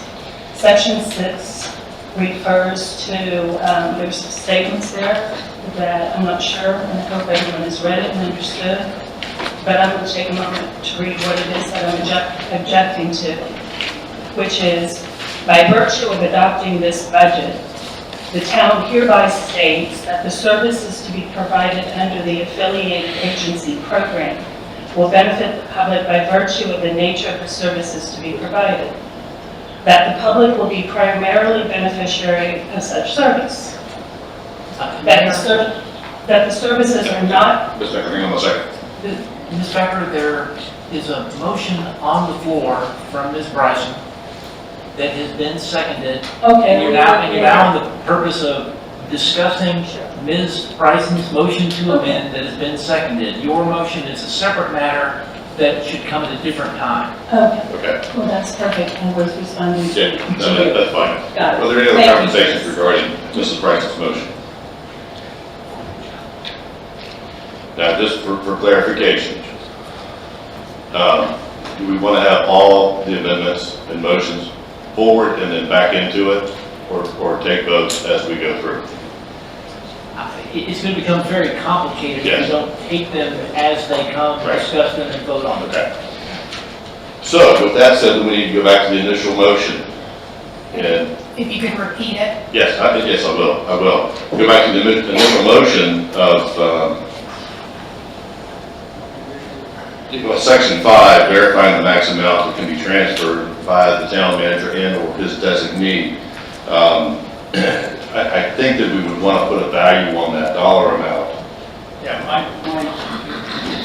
because I think that's going to require some thought, because the town manager has a very valid point of trying to make things happen on a timely basis. My suggestion is that the town manager and the chairman of the finance administration come back to council with a suggestion, and that's why I left it open. I think Mayor, I'd ask for a point of order. I think first we vote on my motion to amend. Okay. And then we see if there are other amendments to the original motion, and then finally we vote on the original motion. Got it. My apologies. Thank you for clarification. So, we're going to pull that back. Still in discussion. And we're going to vote on the second motion that was, the amendment was made. You were still in discussion on Ms. Bryson's Right. motion to amend. I don't know if that's been completed. That was completed. Okay. There was nobody else that wanted to have any comment on that. So, we will now take a vote on Mrs. Bryson's motion to amend the council 3% increase, 50% increase to 3% increase. It was made by Ms. Bryson and seconded by Mr. Hoffman. So, any other discussion on that? Yeah, I think I made my point. Okay, yeah, you did. So, taking a vote, all those in favor, please signify by raising your right hand. That's 2. On those opposed, signify by raising your right hand. That is 5-2. Motion fails. So, now we can go to Mrs. Becker, correct? Yes. There we go. Sorry about that. Sorry for confusion. No problem. And thank you for the clarification for along the way. So, I hate to start over, but my objection and the motion to remove section 6 regarding affiliated agency funding is that there's a clear statement here which I don't think any of us should be willing to agree to, which is, by virtue of adopting this budget, the town hereby states that the services to be provided under the affiliated agency program will benefit the public by virtue of the nature of the services to be provided. That the public will be primary beneficiary of such service, and that the services are not have a speculative nature and are well defined in terms of the benefits to be provided to the public, and that on balance, the services to be provided will ultimately serve the public interest as compared to any ancillary benefit to a private party or entity. We have no way of being able to sit here today and say that every affiliated agency request fits those parameters and that criteria. And so I don't see how we can possibly include section 6 in our budget, which ties our hands for any future discussion with this group. Is there a second on the motion? Is there a second on the motion? Seeing none, motion fails. Okay. Any other motions to be made? Any other discussion? I have a comment. Yes, sir. Mark, I want to emphasize that this is a record budget for this town, almost $169 million. $74 million of that will go to capital improvement projects. $21 million of that goes to beach renourishment. Another 19 of that goes to parks. All of that was out without new debt. All of that without a tax increase. I salute you for an outstanding budget. Thank you for all the hard work that you've put in and your staff's put in on this. It's invaluable to the town. Thank you. Mr. Brown. I echo the comments and town manager providing this process to us as council so that we can provide input along the way, and obviously very transparent to the public with this first reading and also a workshop before we take our second reading. Just one question and then a few points here. Following up on Mr. Stanford's comments about the increase in the budget, which majority of that is within the capital improvement program. which the majority of that is in beach renourishment. How much of those dollars, of increased dollars that is, are coming from property taxes? In the capital, 0. I think it's very important to say out loud that Mr. Stanford is right, there's no tax increase. As a matter of fact, the current millage is below the millage that we used when we were looking to set more money aside for disaster relief. And we also maintain above the ceiling of fund balance so that we can be in good position if something were to happen. I'm impressed with the CIP. Although we are starting to see a slowdown in revenues, we're still being aggressive and investing back into our community, which I think is well-deserved. Not every community can do that, so I think we are definitely positioning ourselves as far as other communities are concerned in a better place. You mentioned, and we can talk through these a little bit more at budget workshop, I'm just making a note of it. You mentioned that there's 6 new agreements for stormwater. I want to make sure that those are agreements that are the same as previous agreements that we have approved along the way, and I'd like to know where those agreements are geographically here on the island.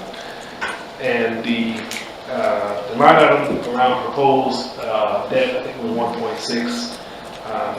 I want to say out loud that that's not something I think we should be fearful of having a discussion around. We continue to control the growth here on Hilton Head through the purchasing of undeveloped land. And we all know that we try to use real estate transfer fees to do that, which is probably going to slow as well. So if we're going to continue to be as aggressive, we need to have that conversation around new debt as far as growth management is concerned, and also capital projects. And lastly, as far as the motion that's on the table, I think we need to have further discussion around the reasoning for the town manager to need to have that as part of the ordinance with the 100K increase. If we're not able to come to some agreement during the workshop there, I think it would be appropriate, since that item is not necessarily tied to the adoption of this particular budget, that if we needed to, we can take that offline, figure it out at FNA, and then bring it back to full council for the appropriate amount and approval. Right, if I could add, just pivot back to last year, right? Pivot back to $100,000 between projects and CIP. It gives me a little bit of room, right? If projects come in over or under, the $100,000 threshold is what I'm concerned about as we look at those park projects as an example. So if we can't figure that out at a workshop, yeah, please just pivot back to last year and let's try again. I would be optimistic that we can solve that problem on a timely basis, and I think you deserve greater flexibility than you currently have because of the order of magnitude of projects that are on your table. Thank you. May I ask a question about that then? Is that transfer done solely for CIP projects, or is that interdepartmental? Currently, how it is, I think it's important that I just say, how it currently is taking something from HR and putting it in finance, or putting it in finance to IT. Right now, those budget thresholds are $100,000. So if I took a web administrator and said they don't belong in communications department, they belong in IT, and if they're all in more than $100,000, I can't make that operational change, that improvement, at least from my lens, in the budget without a budget amendment. That's an example of the operating side of it. The capital project side of it is, if I have $4 million for Islanders and it comes in at 4.3, and I know that Islanders, we're in a crunch, we're out of season, we're ready to build, and I can at least understand the 4.3 instead of the 4. I can't take something more than $100,000 and put it into Islanders to get Islanders done without coming back to you for 2 readings of a budget. So again, I didn't create this language. It is I wouldn't call it a best practice, it's a good practice that's used. I've used it in the past, I have colleagues that have language like that. Forgive me for not thinking that this was going to be an issue. I'm happy to create a threshold for clarity. I'll tell you the process though is the monthly and quarterly reports to finance administrative, no matter what I did. If I moved a person or if I moved dollars, it would always come to F&A. I understand your concern. Let's figure it out. I think that, you know, on this section 5, it's more about having that check and balance in place so that, one, we're comfortable, but also the general public is comfortable. You know, it's not about the trust of you, but it's about understanding. So just have that limitation. So I agree with you, Mr. Brown, is that, you know, working on this offline because it doesn't change the overall, you know, impact of the budget. It's a policy side of it. If we can work on that. We would need to change the language in the ordinance so that it's clear on how I can operate until we figure something else out. So if, like I said, I just recommend pivoting to last year if we don't figure something out by second and final. Yeah. If I may, so 2 things. I have a number of questions that are specific that I think can be answered at workshops. I'm not going to belabor them now, but I would like to introduce a motion with regard to section 6, which would strike the language on the 3rd line from the bottom that would state that we accept this as true if we adopt the budget, that the services are not a speculative nature, that line be taken out of section 6. That, to me, is the same argument. I don't know how this budget is improved by us relinquishing understanding of all of the aspects of an affiliated agency funding process. And so I think it should be removed, and that is my motion.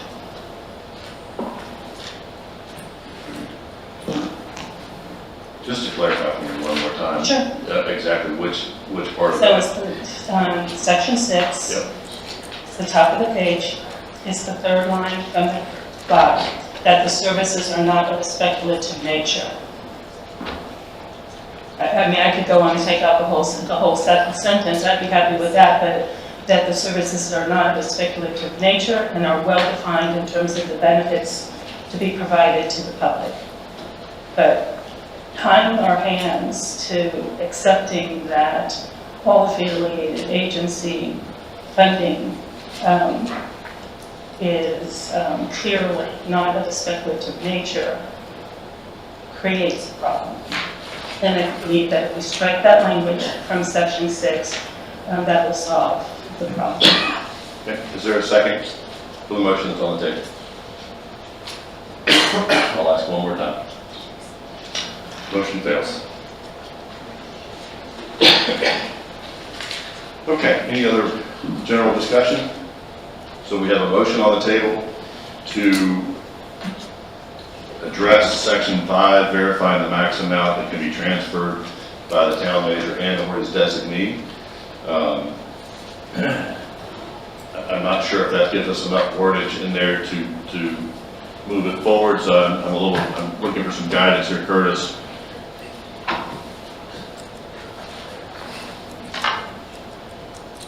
At this point, we define the extent of the motion, what we're actually seeking to amend.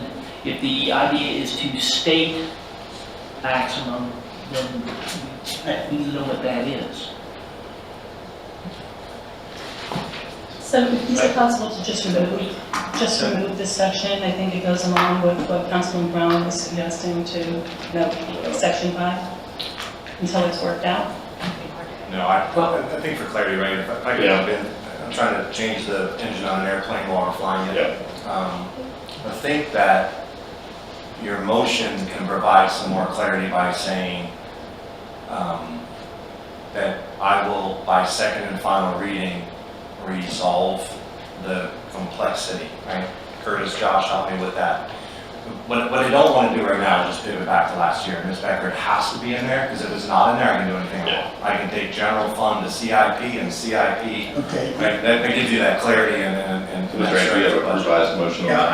I would to clarify the maximum amount that can be transferred without council approval, the town manager will supply this information by the second hearing. Right. Okay. And Mr. Sanford, you second that? Yes, I Okay. approve that. Second. Any quick discussion on that? Yes, so section 5, has it ever been in our budget before? Yes, ma'am. It has been. It has been in there as a different sentence. Let me tell you what that says currently. Because, for full disclosure, I didn't know what it meant when I arrived here a little time ago. The way it's currently written didn't provide me much, so forgive me to flip through my homework here. I know it's here. Right here. So as the budget ordinance read last year and prior years, section 1, adoption of the budget, the funds fall in place. And then right after general fund, debt service, simply a line in the ordinance that says debt service is adopted at the fund level. Nowhere in there is it providing clarity of debt like this year. The stormwater fund is adopted at the following levels: personnel, debt, so on and so forth. So what's interesting is the debt is adopted at the fund level, so all in, so principal, interest, new money, however. General fund is department level, so council, department, town manager, department. And so this year I took Miss Angie Stone out of my executive office and put her in a different. I'm not allowed to do that by the way this is because it's approved at a department level. By no means am I trying to increase the budget without telling anybody, just move some people around and be a little more streamlined. This year I took public services and pulled that dollar out so I could track our external outsourced funds differently. I can't do that without your approval. So, and that's fine, but it reads the general fund budgetary authority is adopted at the department level. And then it says, and the stormwater is at the fund level, and the debt is at the fund level, the general fund is at a department level, and CIP projects are adopted at the project level. I like them adopted at a program level, right? I'm not trying to take beach money and put it in traffic, and I'm not trying to take beach program dollars and put it in paper, pencils, and pickup trucks. I am trying to be pretty upfront that if what you saw on that page is $3.2 million and it comes in at 3.6, it's at least 2 readings of council to start amending those dollars with the way this reads. So I think I can solve this with you and give you some clarity. I think what needs to be in here too is process. How do we get there? But I want clarity, full transparency, full clarity. I also want to be able to pivot quick and do my job without having 2 readings of council to remedy project budgets. So I care more about project budgets. That was my intent here. And I have some thoughts on that language. Okay. It's just a follow-up to it, because thank you for going back and reviewing those. When we adopt a budget, it's year to year. So just because something is adopted at one time, that doesn't mean that the next year it just carries over. That all of this is, it's not sitting on the shelf waiting for someone else to pick it up and figure out what to do. It's year to year. Correct. And for clarity, I didn't make this up. It wasn't myself sitting in a room coming up with some new language. This is used in other budgets, so I apologize for the complexity with it. Okay. So we've got a motion on the table to address section 5 and resolve the complexity of the current wording that will be brought forward to us. Does that work for you, Curtis? That's what David had read before. Yes, that works. It tells the manager what he needs to do prior to second reading. Resolve the complexity, what he needs to do. Do we need to vote on that as an amendment? We do. I don't think we voted, I think that's the original motion included the amended language. It did. So I don't think we vote separately on his language. It, Vote on the original motion, which that's included right. it. The original motion was made with that amendment. Go ahead, David. Yeah. What the original motion said was to clarify the maximum amount that can be transferred without council approval. What I was saying before was the town manager will provide this amount by the second reading of this ordinance. Yeah, and so that requires manager to bring back the clarifying language with the maximum amount prior to second reading, which y'all can then deal with at that time. You still second that? Yes. Absolutely. Okay, so we've got the motion being by Mr. Ames, seconded by Mr. Sanford. All those in favor, please signify by raising your right hand. Opposed? So can I get clarification on what we're actually voting for? This is to give first reading approval? Or is it on the? This is to give the first reading approval and with the amendment of the Section 5 transfer of funds clarification. Okay. Okay, so we have 6-4 opposed, 1 opposed, 2. Oh, I'm sorry, 5-2. And just so that my no vote is understood, I can't approve this budget with the language of Section 6 in it, because that does not speak to how I do business. I'm not giving a blanket approval to anything. So, in any case, it's unfortunate. Okay, thank you. Mr. Riley, thank you. We will now move on to the second and final reading, consideration of an ordinance to amend the town of Hilton Head Island budget for fiscal year ending June 30th, 2024, to provide for the budget appropriations of the prior year budget, roll forwards, and certain other appropriations and commitments, and the expenditures of certain funds, to allocate the sources of revenue for said funds, and to provide severability and an effective date. This item was passed on first reading at our April 2nd meeting with a 5-2 vote, Mrs. Becker and myself opposed. Mr. Brewer. Yes, sir. Thank you, Mayor, members of council.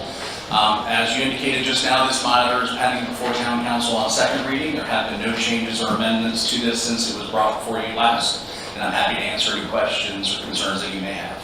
Okay.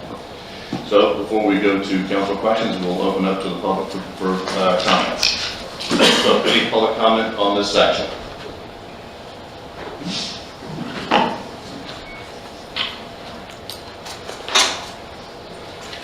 Okay, seeing no comment. Discussion by council. Ms. Becker? Sure, I would like to, and I don't have it in front of me, so I'm not sure exactly where it lies, but as I did on the first reading, I would like to remove from this ordinance to amend the budget the section that speaks to funding CCDC. CCDC. Is there a second? Seeing none, motion passed. Other discussion by council, motions? I can make a motion. I want to talk about it. I'm well on the record in terms of why it is I consistently disapprove of the CCDC, and I won't rehash or belabor it here. You can watch the video and read the minutes. However, I do have a question. I know I asked specifically, at least on one occasion, that we get a legal opinion from the IRS with regard to the issues that were brought up on the appropriateness of privilege agreements under a 501(c). Have we reached out to do that, and have we gotten a response? So neither the IRS nor the South Carolina Attorney General's office will provide what's called an advisory opinion. And so we communicated that to the Coastal Community Development Corporation and put the burden on them to obtain information that is sufficient to meet our needs to answer the question about any impacts to their not the nonprofit, but to the tax exempt status under IRS regulations. That document was provided to the town. We in turn provided it to the town attorney, and I understand that the town attorney has communicated with all of you regarding his thoughts on the sufficiency of that matter. Yes, we received it just prior to the start of this meeting. I found it very interesting, some of the information that's within it, and I know that it came to us as a privileged document, an attachment to a privileged document, so I'm not sure if we are at liberty to discuss what it is that I would be reacting to. Question. Is there an answer? Can we? Can I? Yep. Curtis, you need to, if you can answer that one for us. The privilege belongs to council as a whole. council as a whole can vote to waive it if it chooses to do so. Okay, so we received a letter that was privileged with attachments, content of which I would like to be able to discuss. I don't know, is there that a motion? This is a new one for me, Curtis.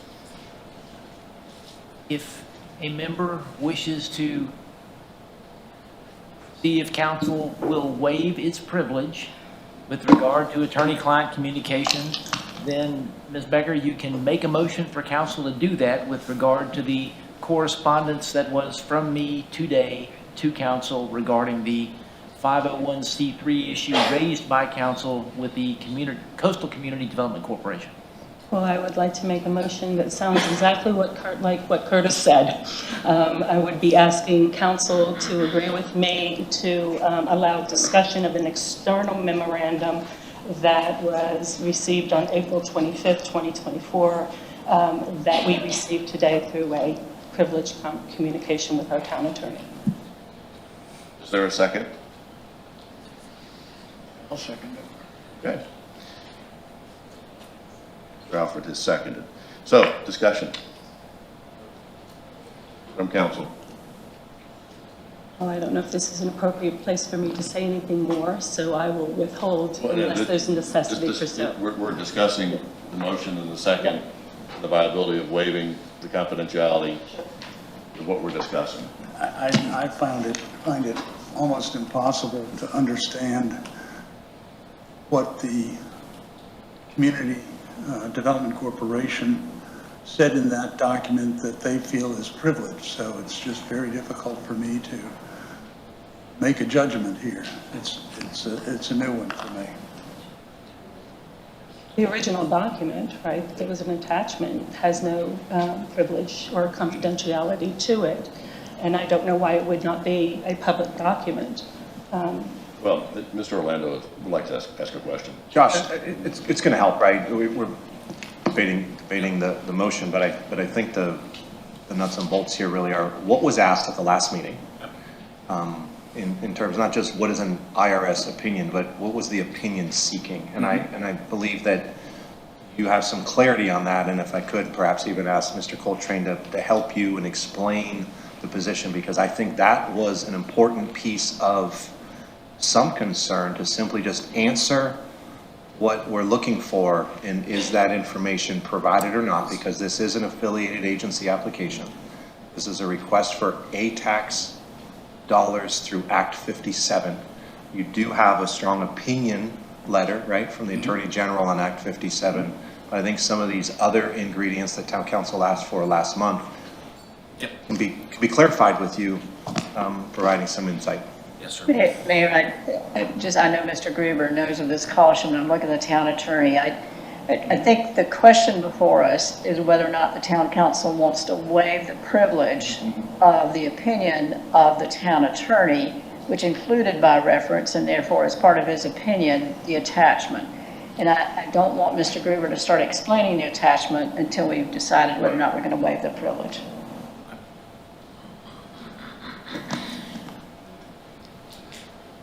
So, Mr. Coltrane, a question for you. Was that document sent to you privileged?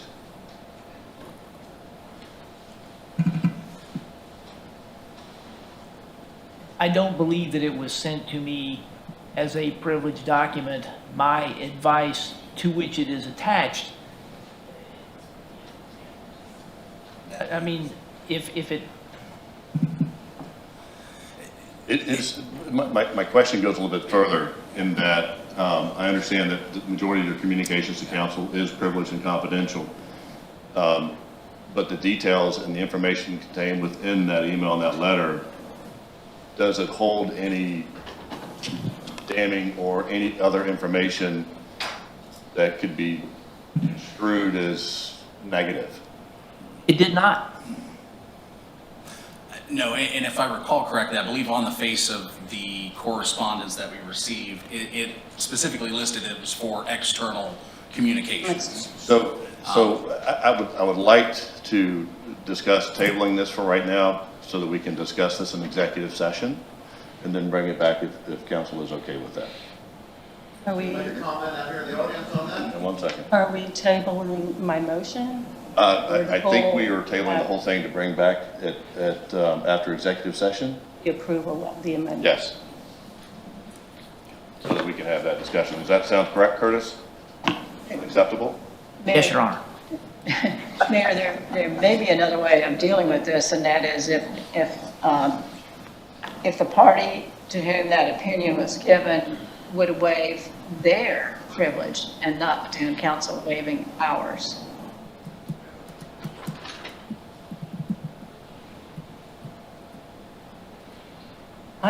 Just so I'm clarified. Hang on Okay, 1 go second. ahead. Curtis is thinking. I'm waiting for a response. Well, that would work if a person to whom it was, the CCDC was willing to do that. Although, I'll leave it at that. So we do have a representative here from CCDC that has his hand raised at the moment. Curtis, I'm looking for some guidance here. If the representative is willing to do that, that's, Okay. I mean, they own it, so they can do that. Thank you all. I am not an attorney, and some of you are. On behalf of CCDC, I am the secretary of the corporation. I don't have independent powers, but that document was not intended to be on a confidential basis. It's available to the public. So any confidentiality that may be being assumed I think is being assumed incorrectly. So I think it's very fair, and we're happy to have that served to the public. I have an opposing view to that. Thank you. All right. So the question now begs, do we still need to waive your confidentiality to us? Let me see if I can try to talk about this issue and address the question directly, absent weighing in with the town attorney on his thoughts on that correspondence. Let me just kind of tee up the issue and what that letter communicated to us. So this issue arose when the amendment was originally pending before town council on the memorandum of understanding with the CCDC. And as a condition of approving that document on, I believe it was second reading or whenever we approved it, there was a concern that was raised that the fundraising mechanism by which CCDC had proposed to go out into the community and solicit funds was to offer up to those people who would provide donations some form of preferential treatment in terms of having access to the units that the funding would ultimately be used to purchase. And so a question was raised as to whether or not that action would call into question the tax exempt status under IRS standards of offering preferential treatment. And so in order to address those concerns, we've done two things. One was to include in the memorandum of understanding itself a condition that explicitly states that whatever program they end up coming forward with cannot put in jeopardy their 501c3 tax exempt status. And then in order to confirm that what they would propose to do would not violate that, we asked them to get this legal opinion and then submit that to us. And so they worked with a representative from Burr Foreman, who is in their finance and tax area. And the correspondence that was submitted that was ultimately provided to town council ultimately addresses that based upon how the CCDC has proposed to go about soliciting these funds and how they would then offer that preferential treatment. In that attorney's opinion, they did not believe that that action would cause them to lose their 501c3 tax exempt status. Okay. Thank you for that. With that being said, Ms. Becker, Mr. Alfred, you've got a first and a second on the table. Is it relevant anymore? But that's where I'm going with that. Are you willing to remove that? Oh, sure. Yes. I mean, yes, I mean. Before you all vote, please. We've already called for public comment. So, so knowing that we've cleared all that up, I think what within that memo that is concerning to me is new information that the CCD is considering to prioritize prospective tenants that work for a property owners association, a community, whose residents have provided CCDC with donations sufficient to fund the acquisition of housing unit, provided, however, the preference will not apply to more than 50%. I think that's bothersome because we had feelings of concern and question with regard to nonprofit status when CCDC was just proposing that if you've made a donation, you might open the door for your business to be able to be first in line for a housing opportunity, their version of a housing opportunity. And this, to me, reading this, when there was pushback against, as we know, some of the property owner associations within the various communities here on the island, just doubles down on it and says, your objection to our way of doing business, we can take care of that. We can take care of that. If you give us funding, we will also put you first in line. To me, this is just not the way to do business. I don't think the town should be involved in it. And that's what I wanted to highlight here more than ever. It just seems to get worse, in my very strong opinion, as it's written here in this memo, in terms of how they will do business. And I don't think we should be a part of it. Secondly, in terms of them being an affiliated agency, we also received legal advice that I was very happy to receive that outlined our town attorney's opinion on each one of the affiliated agency applications and whether or not they qualified under our rules as an affiliated agency. And when I questioned why we haven't gotten an affiliated agency opinion on CCDC, the response to me was bothersome because it was put into the category, well, it qualifies under Act 57. Act 57 is quite different than our affiliated agency. Act 57 only permits us to decide whether or not we want to utilize those up to 15% of VATAX money. It doesn't require, it doesn't mandate in any way, shape, or form that we use 15% or if we use 1% or no percent. And so it's two different animals. And we should have a legal opinion on whether or not CCDC truly fits the affiliated agency, of which requirement is that it cannot be of a speculative nature. Connection from my objection of Section 6. CCDC being a startup, as well as it was well discussed through the FNA meeting on other affiliated agencies who were making application, who were also startups and did not have the 2-year requirement for their financials to present in order to be vetted, were denied. And so the connection there is very clear for anyone. And if I didn't make that clear enough, I will restate it a different way. Act 57 does not qualify ATAX money to be used for affiliated agency funding by virtue of itself. We have a different process. And we're skipping steps. And again, I'm not going to rehash all my concerns about this. They're well documented, but here we are again with them square in front of us, with two new concerns squarely in front of us.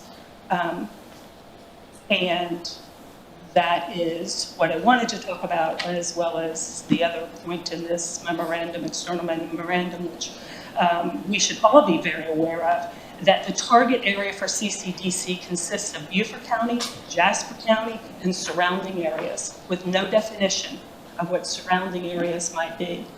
And so here we are, Hilton Head Island, taking $600,000 of available monies, and we don't know where they're being spent.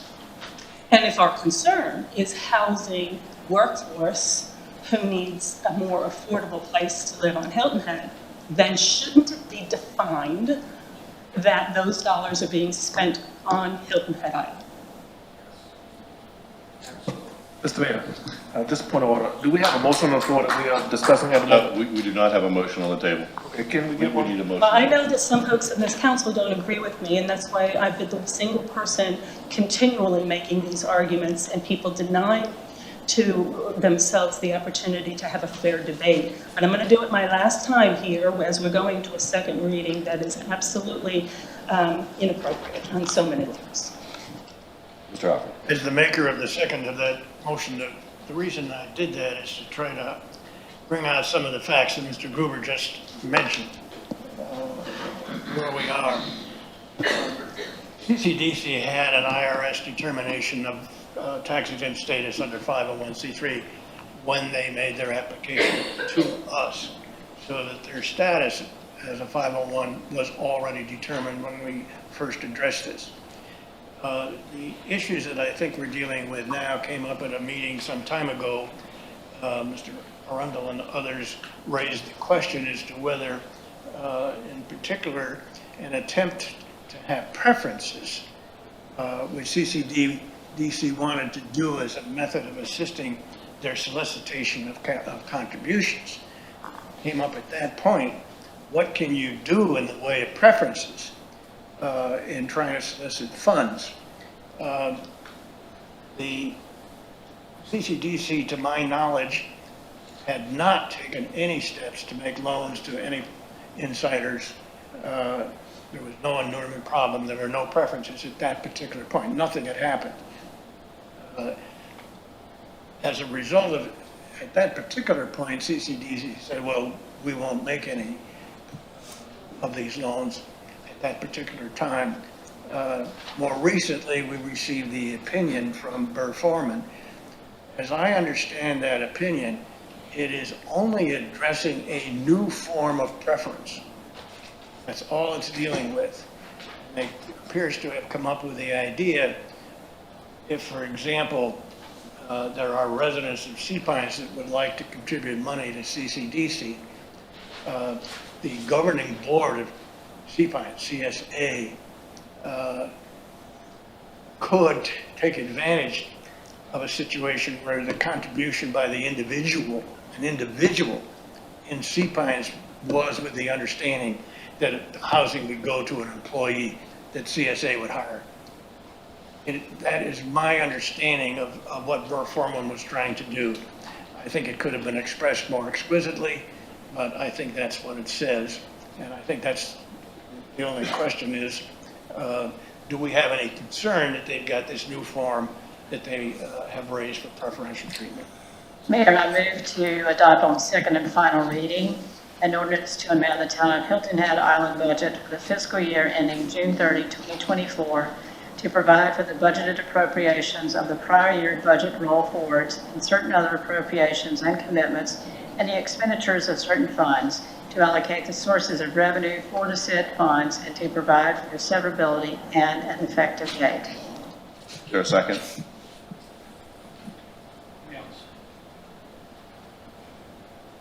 Discussion. Well, I've said my piece, and I find it interesting that the debate cannot be had, that it continually gets shut down and moved on, and it is, speaks for itself. That's what it does. It speaks for itself. I still have concerns with CCDC. I've made those clear in everything that I've said, so I'm just reiterating that I still have concerns with the CCDC and the structure. I'm going on record saying that.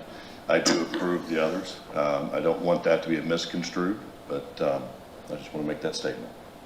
And I'd like to make the motion again, if I can. If you can second my motion, even though you are the mayor, to remove the CCDC so that we can all agree to approve the things that we have no argument over.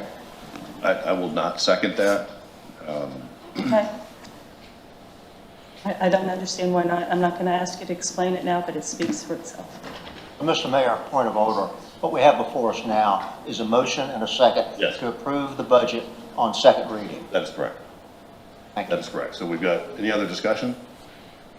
Seeing none, we'll call the vote. Those in favor, please signify by raising your right hand.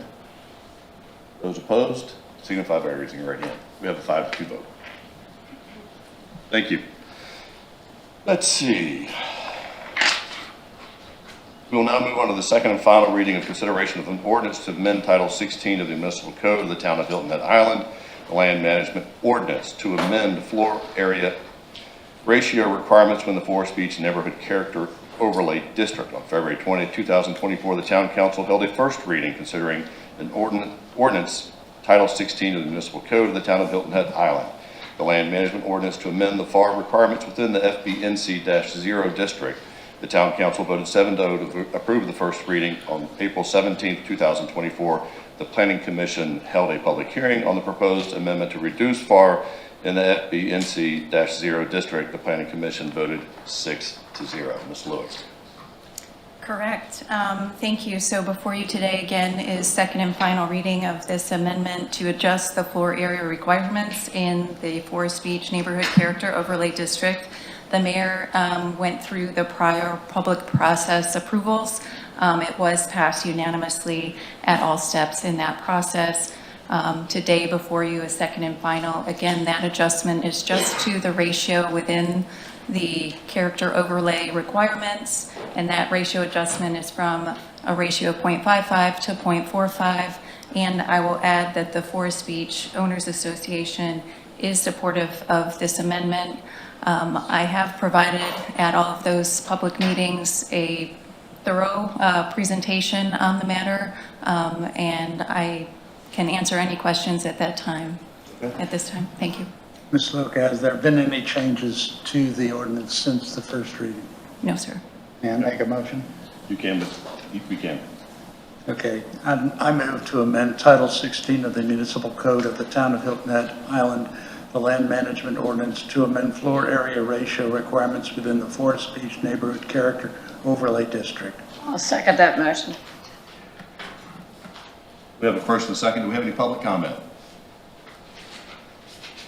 Seeing no public comment, we'll bring it back to the dais. Discussion. I just have a question. Okay. Since the time we started talking about this, and we, not just North Forest, South Forest Beach area, but all of the 4A amendment with regard to FAR, do you have any, and you don't have to be specific, and you really don't have to answer me here, but I'd be interested to know how many applications for housing permits have come in that will exceed the 0.45? That's a good question. I could evaluate that and get back to you. We will be discussing additional LMO amendments this Thursday. I can have that answer for the Public Planning Committee meeting. Thank you. I can think of one, just so that we all know that while we are talking about Forest Beach here, across the island, the damage that's been done and the delay since we approved the first reading. One that comes to mind is an additional building permit application for, I believe it's just around 11,000 square feet, adjacent to another 11,000 square foot home on roughly a 6,500 square foot, 7,000 square foot lot. Taking advantage of every four corners and the maximum height and building a wall of concrete, oceanfront, yet again. There was no reason for the delay the first time. I'm thrilled for Forest Beach. I know it's what they want, but the rest of the island has suffered. Okay, thank you. Any other comments? Seeing none, we'll take the vote. All those in favor, please signify by raising your right hand. So moved, 7-0. Motion was made by Mr. James, second by Ms. Bryson. Next up, we have consideration of an ordinance of the Town of Hilton Head Island authorizing the execution of an easement encumbering property to be owned by the Town of Hilton Head Island, identified as PIN R510-0080004600000, under the authority of the South Carolina Code 5-7-40 and 2-7-20 Municipal Code of the Town of Hilton Head Island, and providing for severability and an effective date. At its meeting on March 5th, Town Council authorized the mayor and town manager to enter into a contract with Herbert Ford to purchase real property located on Marshallton Road in connection with the planned development of Patterson Park. At its meeting on April 2nd, Town Council voted 7-0 to approve first reading of ordinance authorizing the execution of this amendment. Mr. Gruber. Yes, sir. As this council is aware, as part of the development of Patterson Park, we acquired a portion of property from Mr. Herbert Ford that would allow us to move the entrance to that park and help facilitate with the overall park development. As a condition of that, we are providing this easement back to Mr. Ford to allow him to be able to provide utilities and access to the properties that he continues to own behind it. So these two are tied together. Mr. Gruber, has anybody notified you since the first reading on this matter? Nobody has notified us of any concerns or changes. Mr. Mayor, may I make a motion? Yes. I move that council approves an ordinance of the town of Hilton Head Island authorizing the execution of an easement encumbering property to be owned by the town of Hilton Head Island as identified by the mayor previously. Do I have a second? Second. Any discussion from the public? Any comments? No public comments? Seeing none, we'll bring it back to the dais. Any comments from us? Seeing none, all those in favor to approve, motion by Mr. Ames, seconded by Mr. Sanford, signify by raising your right hand. So moved 7-0. Yeah, let's do a 5-minute break if we could. 5-minute recess.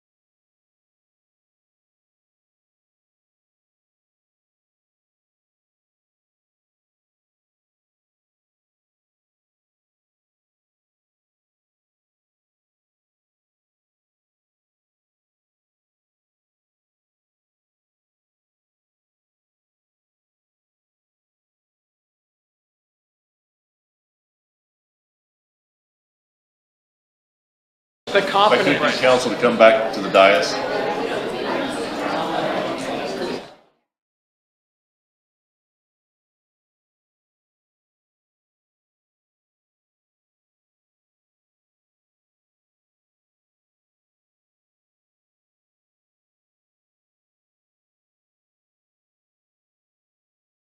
We are back in, well, we're waiting for the clerk of court now.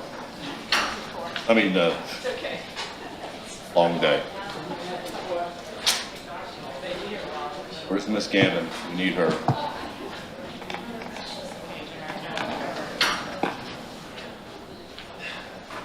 There she is, Miss Gannon. That's okay.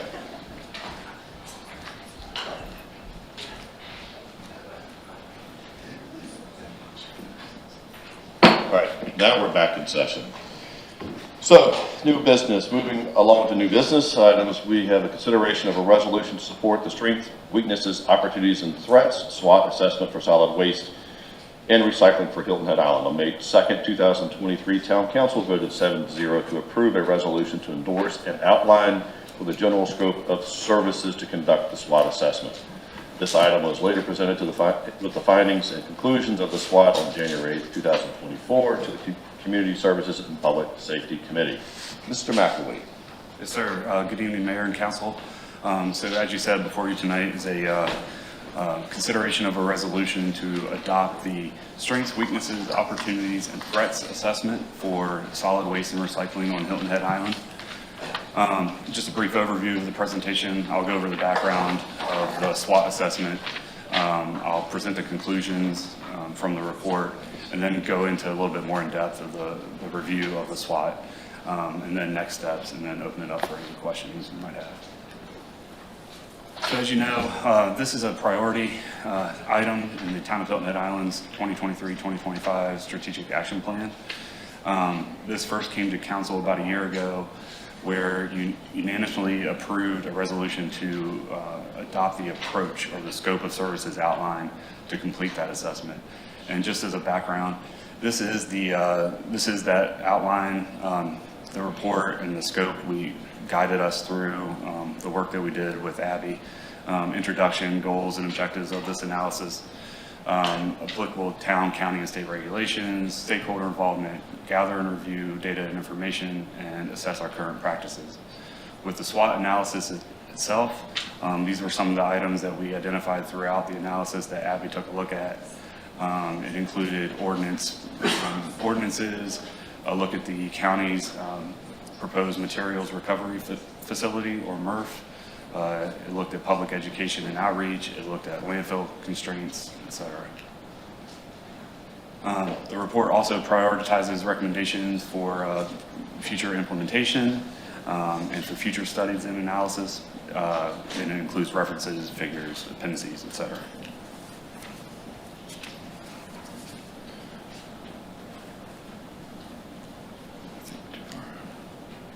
So as background for this, following that council's resolution, we procured A. Goldsmith Resources, Abby Goldsmith. She's with us tonight.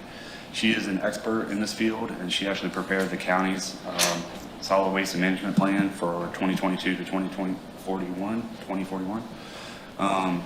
She produced the findings of this report, which we presented in January to the Community Services and Public Safety Committee. At the committee's request, we provided some further explanation of current practices on the island, and as well as some clarification of our own ordinances. And we also provided 5 possible near-term action items, which I'll get to at the end of the presentation. As you said, we came back in March, and the committee voted 3-1 to present this to council. So conclusions of this assessment, before I go through it, the town is going to need to be proactive to achieve our goal of working towards a town-wide zero waste model. Conducting this analysis is the first step of that goal.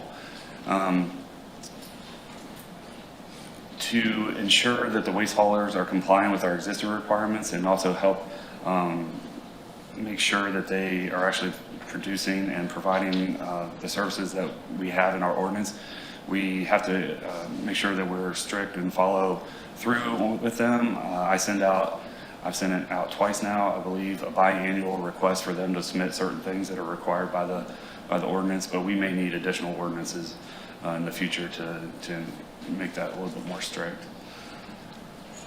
The town has several options to make solid waste and recyclable collection more efficient, more effective, and more consistent townwide. We have to continue to work with Beaufort County. If we want to increase or ensure the recycling continues, they are the provider for the county. So we have to continue to work with them, support them, whether that's through the existing facility or new facilities. We already have some really good educational resources available to us through the county, through DHEC, and we can use these materials. We don't have to create something new. We can be consistent using those across our program and to increase public education and outreach. And then finally, to implement any of these, basically the findings of the report are that we will need dedicated staff and funding if we want to increase the program from where we're at now. So as we get into the SWOT analysis, strengths, we'll start there. There's already a demonstrated support from elected officials and the public. Like I said previously, there's a goal in our plan, which is our comprehensive plan, to work toward a townwide zero waste model. Town Council has a resolution from 2022 to work with the county to develop, or I guess to continue to work with them to secure a landfill and recycling needs for the future. And then we already have an ordinance that outlines what is and what should be required of residential recycling through private haulers. So those are strengths that we already have in place, as well as we already have a good public education, as I spoke about, and we have the convenience center on the island. You know, we don't have to travel off island to dispose of that. If you want to take it there, it's available to us. That said, a weakness is that we have limited control of that. It is through the county. We rely on them for that convenience center and disposal of the solid waste and recycling. We do not have a consistent curbside collection. We're the only municipality in the county that doesn't provide this collection to its residents.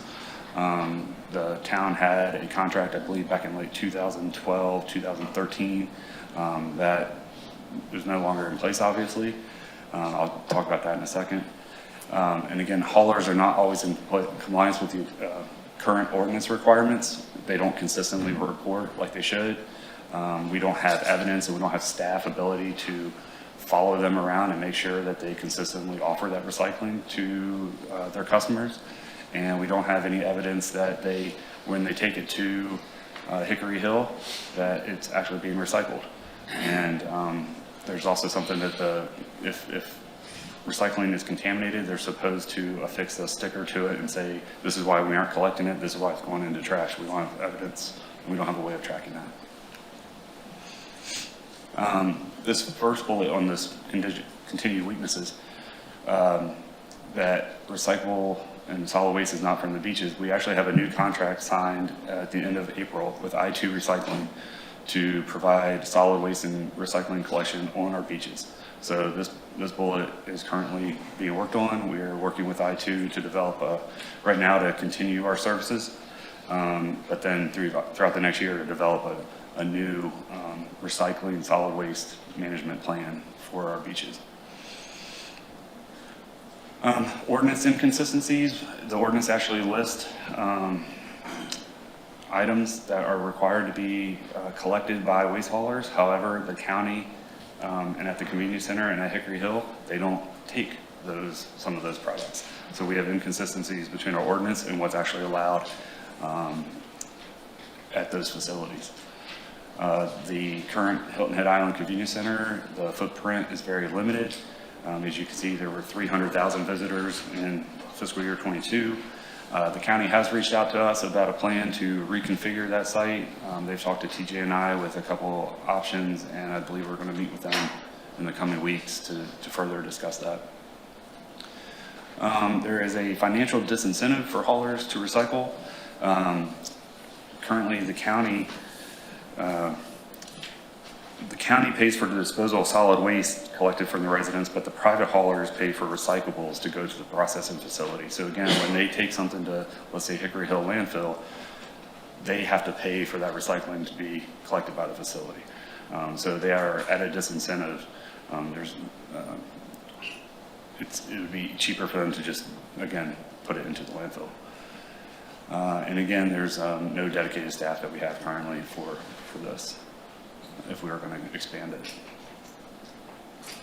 So opportunities that we might have, I just touched on it, but if the county or the town was to help pay for the residential collection that we have at Hickory Hill, if we wanted to help pay that fee, and then the haulers could do that, they would have more incentive to make sure that material entered the recycling facility.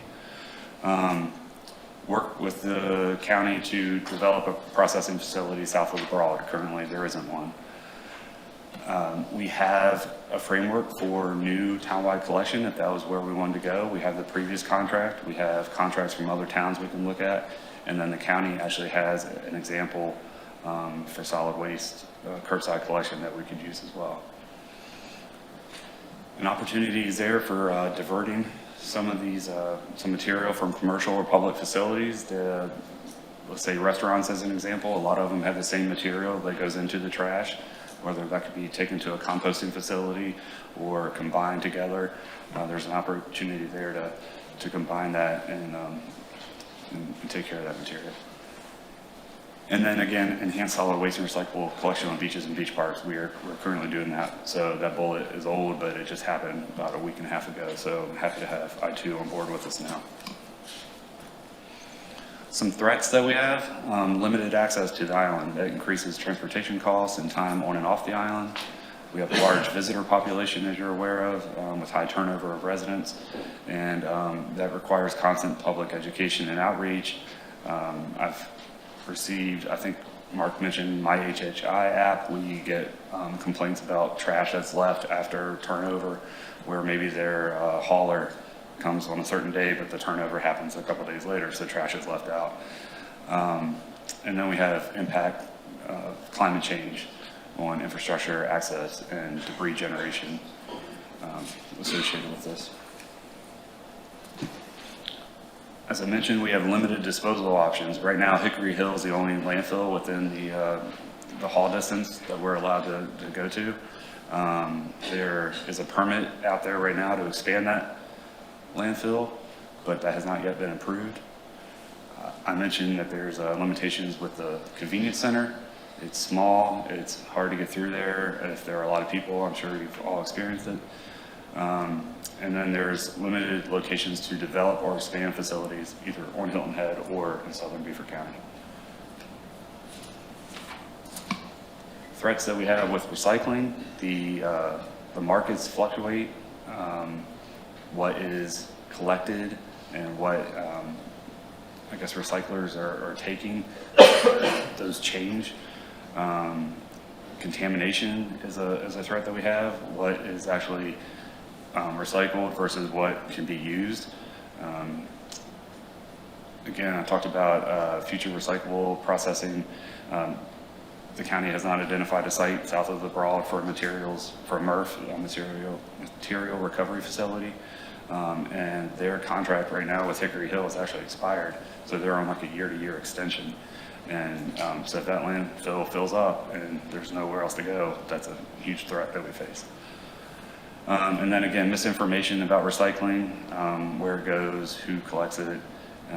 There's a lot of chatter about the past collection contract. We can't find any, I can't find any report or resolution why that contract was canceled. I think Josh has spoken with the previous town manager. I can't find anything, but it's just all, what did we remember happening back about 10 years ago.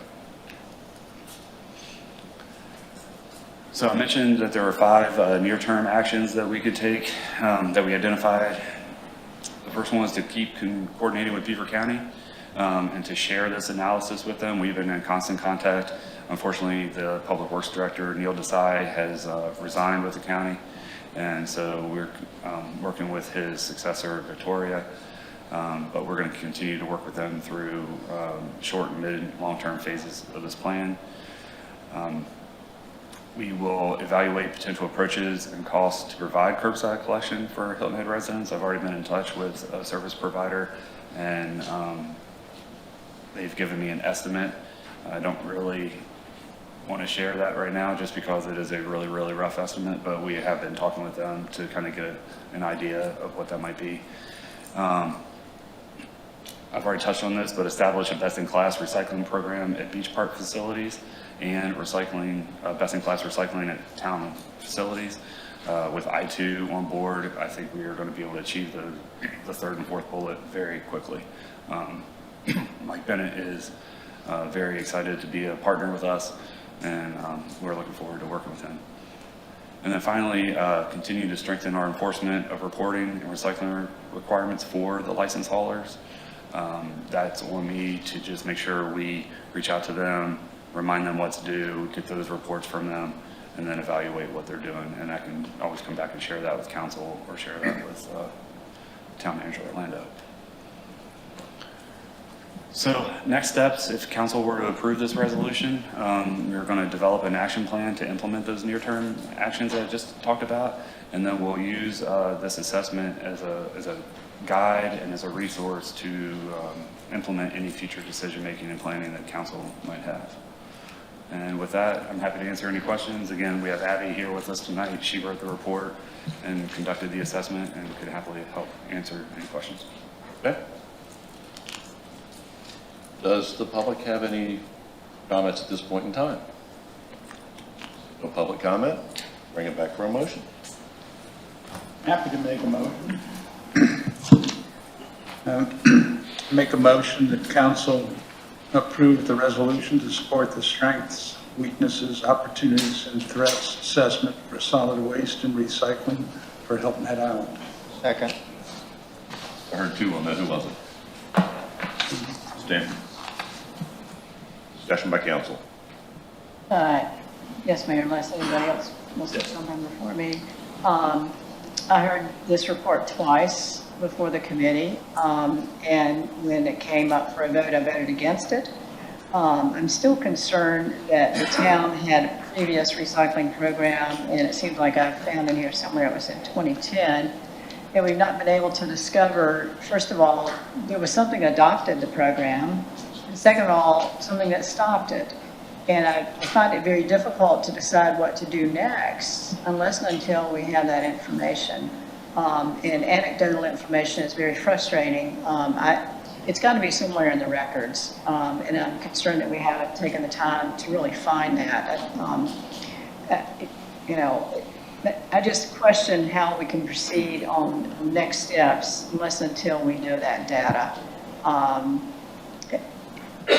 I support recycling, absolutely. I've carried recycling when we used to come down and stay as a family here and go back home. We would take bags of recycling because we couldn't find where to recycle it. So I've been doing that for a long time. We still do it.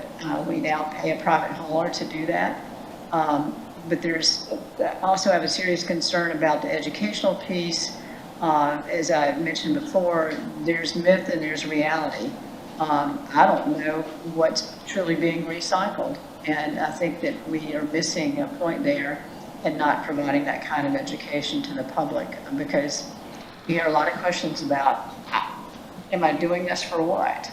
What is really being, where's my recycling bag going? And that question has not been addressed. So I think we need to solve myth versus reality. I'd like to, can we bring back up that list of recommendations? I think they were, that's right. If you look at those bullets, I think you mentioned the third and fourth one down. I think we can do that. We're already doing some of that at our beach park facilities.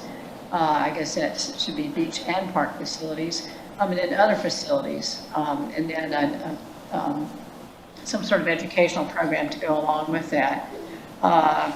Enforcing the licensing requirements, it seems like we ought to work on that. I guess next steps are, do we need any ordinance amendments to assist with that? I didn't see any specific recommendations. Number two, that's what I was talking about, evaluate potential approaches and associated costs to provide curbside solid waste and recycling for all residents. And I don't know how to do that until we have a report. And I really think that historical data should have been a part of this report. The coordination with Beaufort County, that seems to be a struggle because of that site. And now with the change in the county employee looking after that site is going to be another challenge. So I think we do need to be more assertive and aggressive about this, and I'm disappointed. And so I'm going to be hard pressed to vote in favor of this. So if I could ask you a question, are you looking for the documents with the agreements for the island-wide recycling program and the cancellation of it? Yes. You're looking for the exact document, okay. And this is the third time I've asked about it. Yeah, I can't find it. I have asked for it. It seems like that contract file was destroyed. Delivering, it's saying these are the things that we can start doing next. And this is the assessment of, we're agreeing that these are the strengths, weaknesses, opportunities, and threats. So if that helps clarify. Any other, Mr. Alford? Mr. McElwee, I applaud you on your possible near-term actions with the last one there. Recycling requirements for licensed haulers. In my POA and Sea Pines, they don't even bring a truck with separated back ends. And if they find garbage separated at the household, they put it in with the recycles. So it's all going together right now. They are doing actually zero in the way of recycling. Certainly, I think it's important that they be approached to say that this is not what we want to do. They're going to come back and say, yeah, but we have to pay for the recycled materials. If we put them all in together, we don't have to pay, so we don't want to do it. You got some challenges before you, and I applaud you for taking them on. James.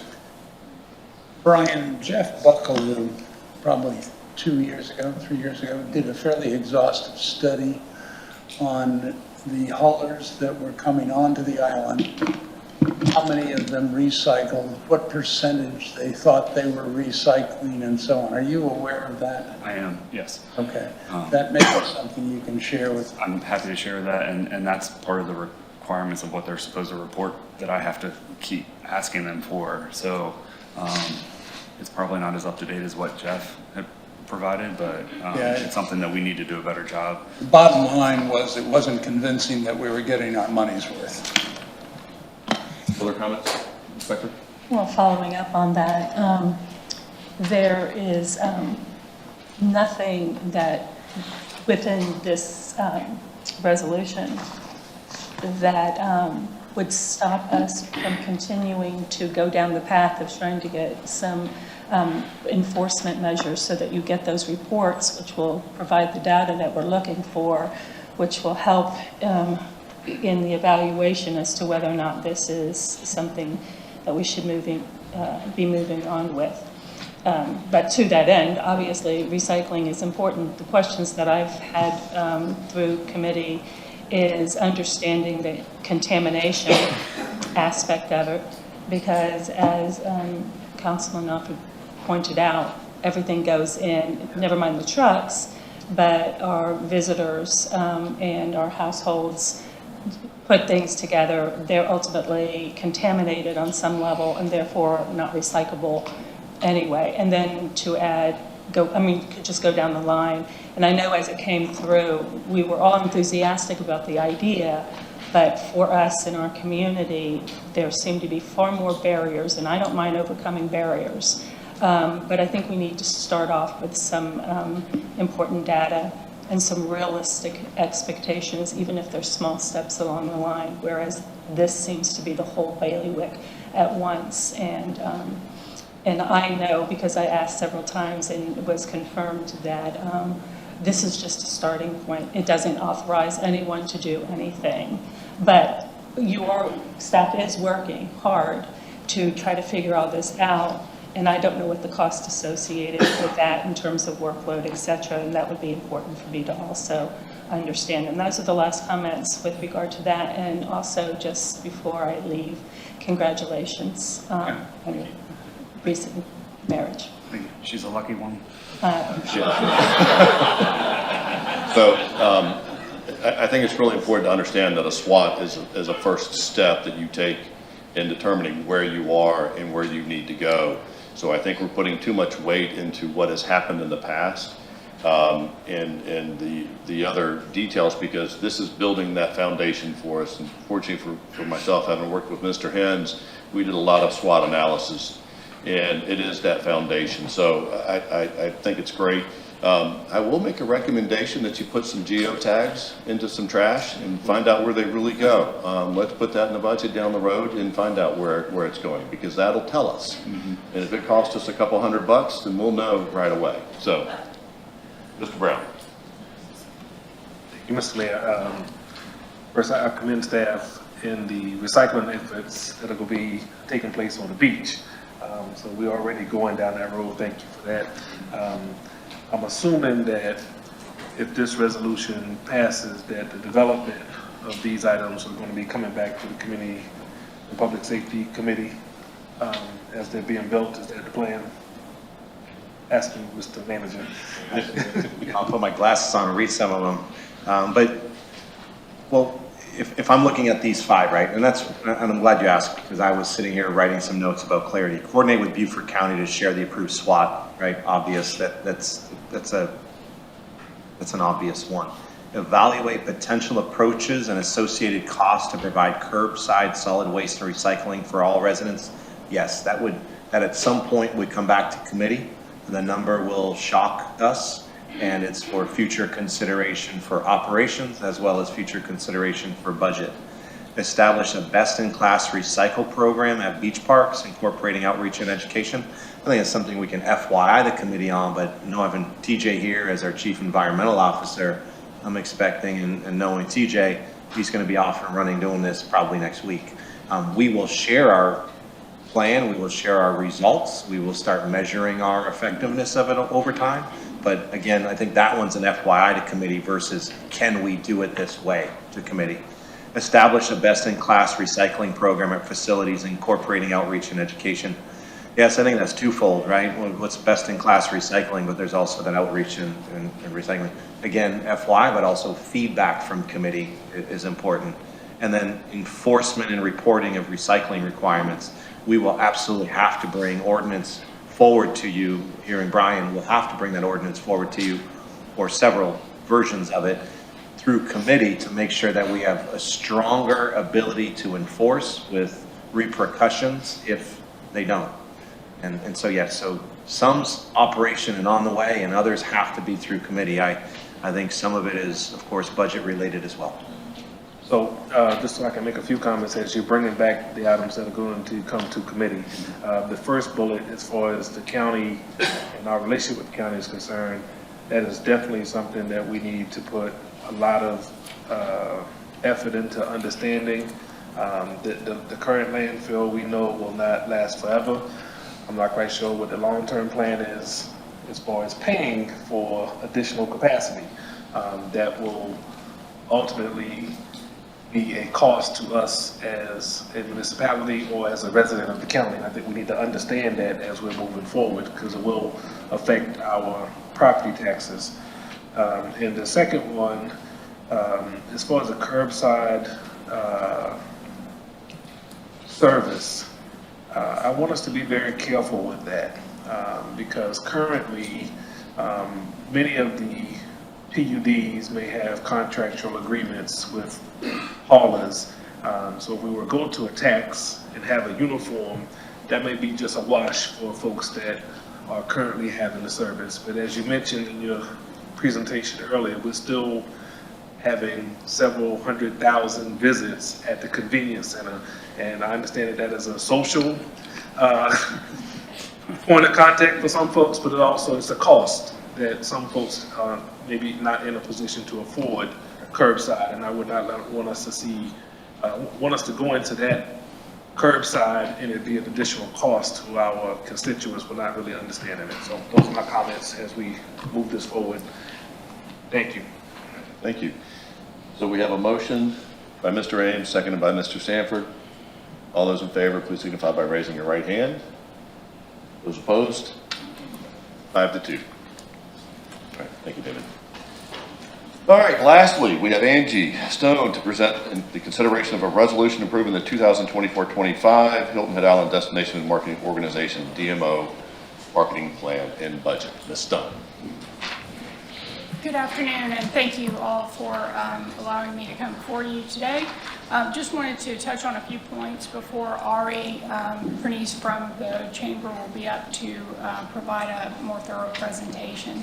As you all know, we contracted with the Hilton Head Island Bluffton Chamber of Commerce to perform services as our DMO in...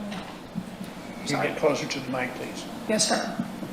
To provide services as our DMO in December of 2020.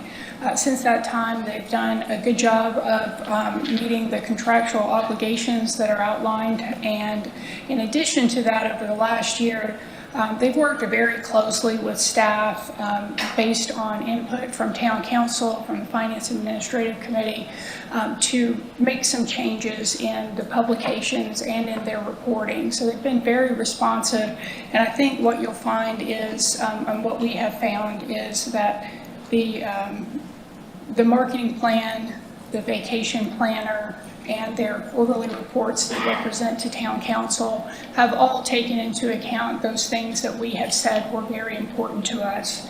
The DMO has embraced Town Council's direction and prominently incorporated the following in the vacation planner: arts and culture, ecotourism, history, recreation, and wellness.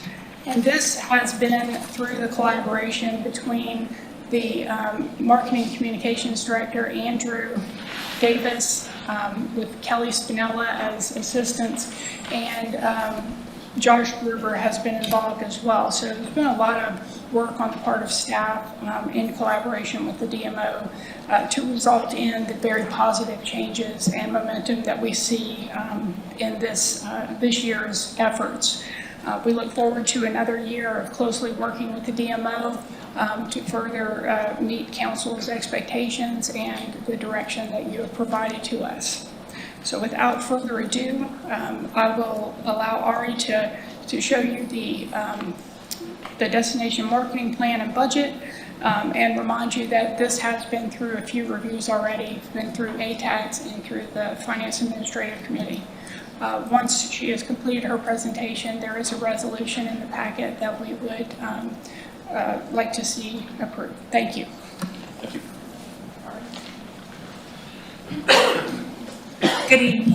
Thank you for the opportunity to present. As Angie mentioned, my name is Ariana Pernice, and I'm with the Hilton Head Island Bluffton Chamber of Commerce. I do have a full presentation that looks back on our DMO metric book, as well as what we're doing or proposing to do going forward.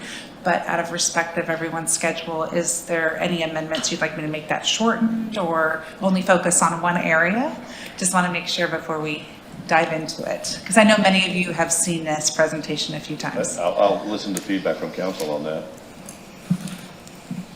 I'm okay with going with Swift notes, but I'll do my best. Others okay with that? Since we pretty much have seen this. We've seen this. Yes. A few times. Thank you. So. Okay, great. I'll do my best to speed this along.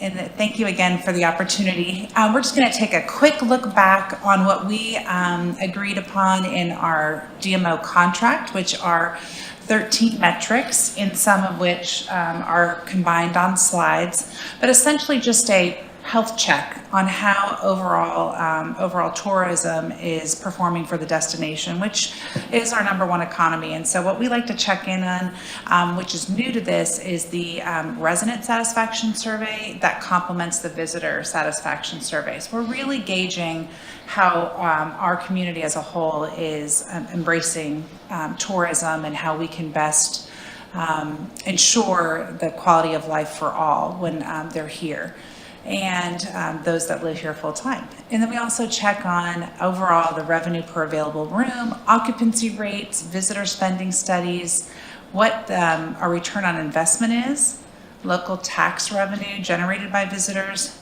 that all-important question, number of visitors, but we'll dive a little deeper and go to quality of visitor as well. And number of referrals made to area businesses. So we want to make sure that when we have them in that top of the funnel, we're pulling them through and they're shaking the hands of our business partners here on the island. We have that all-important official vacation planner, which we love and we have found a really great place for amongst many different touch points out in the out markets. People are telling us that they love us with industry awards.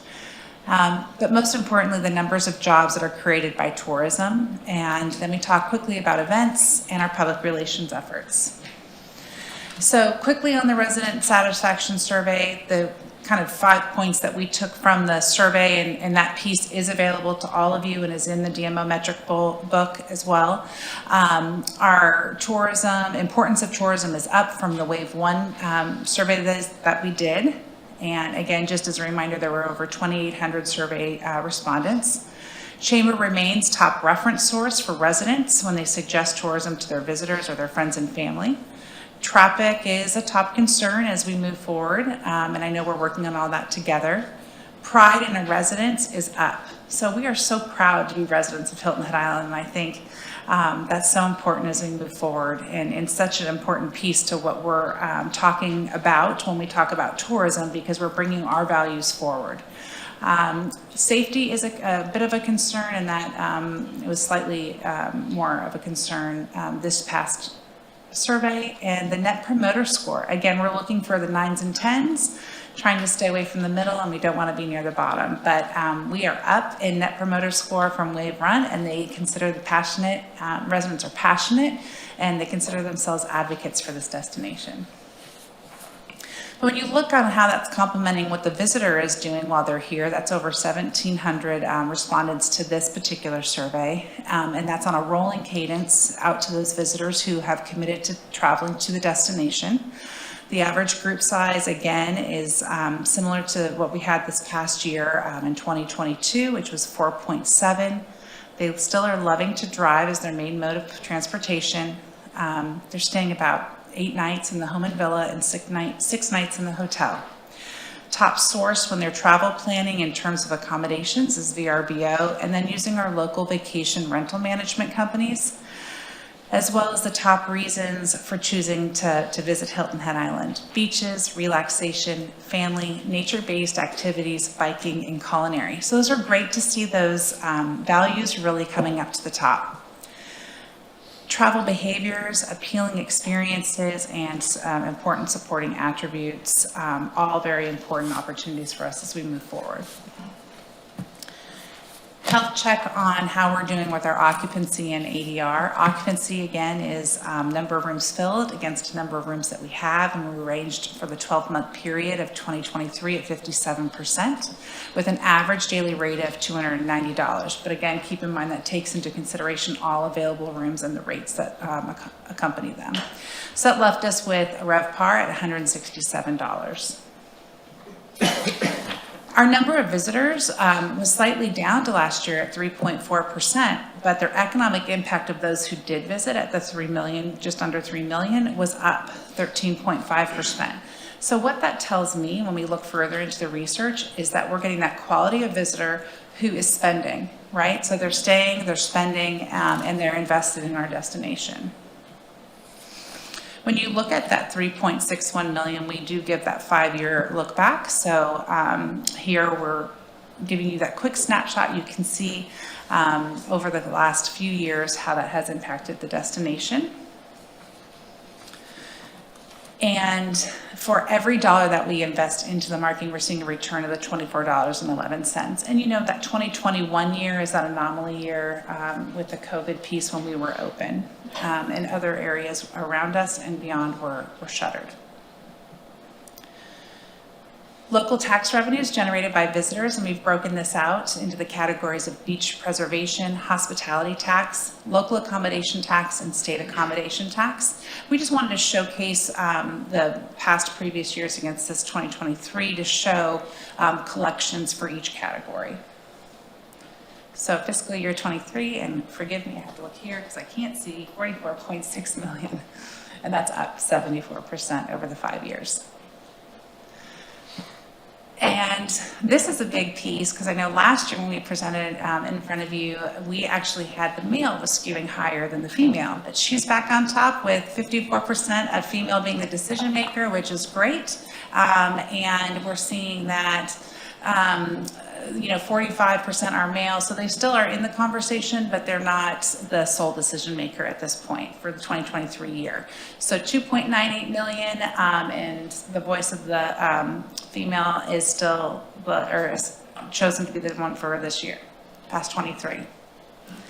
I'll look back 2023 when it comes to social performance. So a lot of us have really turned to social media. Social media has really been the opportunity for us to scream about our destination from the rooftops, about all of our great attributes and values, and really capture in that really quick moment that people have to digest media these days. And our audience overall from an organic perspective is at 357,000, with our sessions at 435,000. And if it will play, forgive me, who doesn't love a sea turtle, as we're in sea turtle season. These are the types of videos that really resonate with our followers, and at the end of the day, they love to see it. If they can't be here, they want to see it, and they be able to do that on our social media and our YouTube channels, so it's been a really great platform for us. The social media leads them to our website, which we had over 3.2 million website visits in 2023, and 1.2 million converted to our business partners online. So that's really great. We kind of show that year-over-year comparison for you. And the vacation planner, which I know we are very proud of and excited, as Angie mentioned, with over 71,000 fulfilled and distributed, but they're not just coming fulfilled from our offices. They're at AAA offices, they are at trade shows and events, media and public relation initiatives, and all of the 9 welcome centers that we have. And we've really brought those values forward that we talked about, that Angie mentioned, which has been very exciting. Total produced or created, printed, 80,000. May I ask you, just for a moment, can you flip back to the previous slide just for a moment? Of course. Okay. Thank you. Yes. And industry awards, again, this is what others are saying about the destination, what they're bringing top of mind when they're thinking about travel. And again, it's always wonderful to have an international brand such as Condé Nast Traveler and their readership saying that you're the best, right? We're not just saying it, they're saying it, which is really great. So that was a really amazing accolade to receive, and it was our 7th year in a row, which was really wonderful. And this is total U.S., so it's against the U.S., the Hawaiian Islands. I mean, those are really big opportunities for us as a destination to have won this award. Number of jobs created by tourism, over 40,000 jobs are created from Hilton Head Island tourism. So it accounts for over 33.3% of all jobs in Beaufort County. So again, think about indirect, and all across Beaufort County. So yes, it's those that work here, frontline, secondary, and so on and so forth, but it also could be the person who's fulfilling the linen order that's out of Beaufort or somewhere else that is bringing it to Hilton Head Island. So it is that kind of broader view of how we're generating the demand or need for these jobs. Ari, before you leave that slide, that's quite the jump from 2019 to 2023. It's more than double the number of jobs. Do we know where those jobs came from?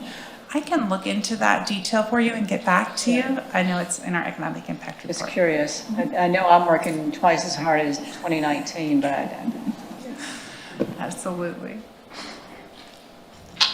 We also capture, as we are an entity of the chamber, how we're engaging with our community, which is such an important touch point. We're really bringing forward not only what we're doing as a community together, but talking about the values that we're bringing into the out markets. There were over 83 in-person and virtual events and over 43 ribbon cuttings. In PR, Charlie Clark and her team do such a wonderful job. And again, it's building relationships. And I think that goes such a long way. These aren't things that are paid for. These are earned or pieces that she and her team and Weber Shandwick, our agency of record, are working really hard behind the scenes to bring relevant and exciting stories, bringing our local stories to, these publications, and they're finding it of interest and they're writing about it. You can't really ask for much more than over 6 billion impressions. And again, those are eyeballs, views that are seeing something about our destination and the things that we want them to see, which are the beautiful, deep stories that we have about our history and culture, our culinary, wellness, recreation. So as Angie mentioned, we do work very closely with the town on how we approach tourism for the destination. There's many different touch points along the way that ensure that we're on par with what is important to this community, important to this council, to our town manager, as well as the staff. So we have, the town has a 20-year comprehensive plan, which we took a deep look at, and we're a part of that process as well. Then we made our 10-year destination management plan for tourism to complement that 20-year plan. We have a community cornerstone plan, the Chamber Annual Strategic Marketing Plan, and the Chamber Annual Community Visitor and Community, surveys. So with that, we have our vision and mission. And we came to these destination values. So again, as Angie mentioned, ecotourism, history, arts, culture, recreation, and wellness. Those are being pulled throughout everything we're talking about, everything we're producing, and putting out into the out market. We will always be a beautiful beach destination with beautiful world-class golf, but we also have all these wonderful assets that we need to talk about and share, and we're doing that today in our efforts, and we'll hope to continue doing that for you going forward as we have are producing some really great content.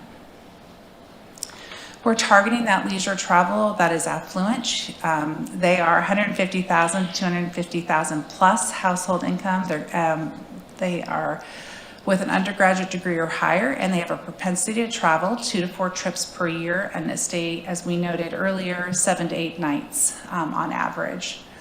The demographics and personas that we're going after, again, like who is this person? We can get as granular. Do they like to travel on the weekends? Do they have family? Are they snowbirds? So on and so forth. So we're really targeting beyond just the 150, 250,000 plus. We're going as deep as we can to give them curated content that really pulls them through that funnel for conversion.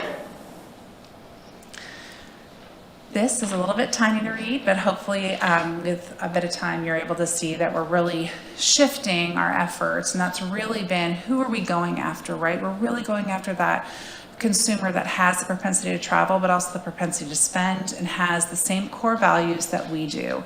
And that's really hopefully articulated within these slides. We've talked and used this slide a bunch in our conversations, but essentially that always on approach.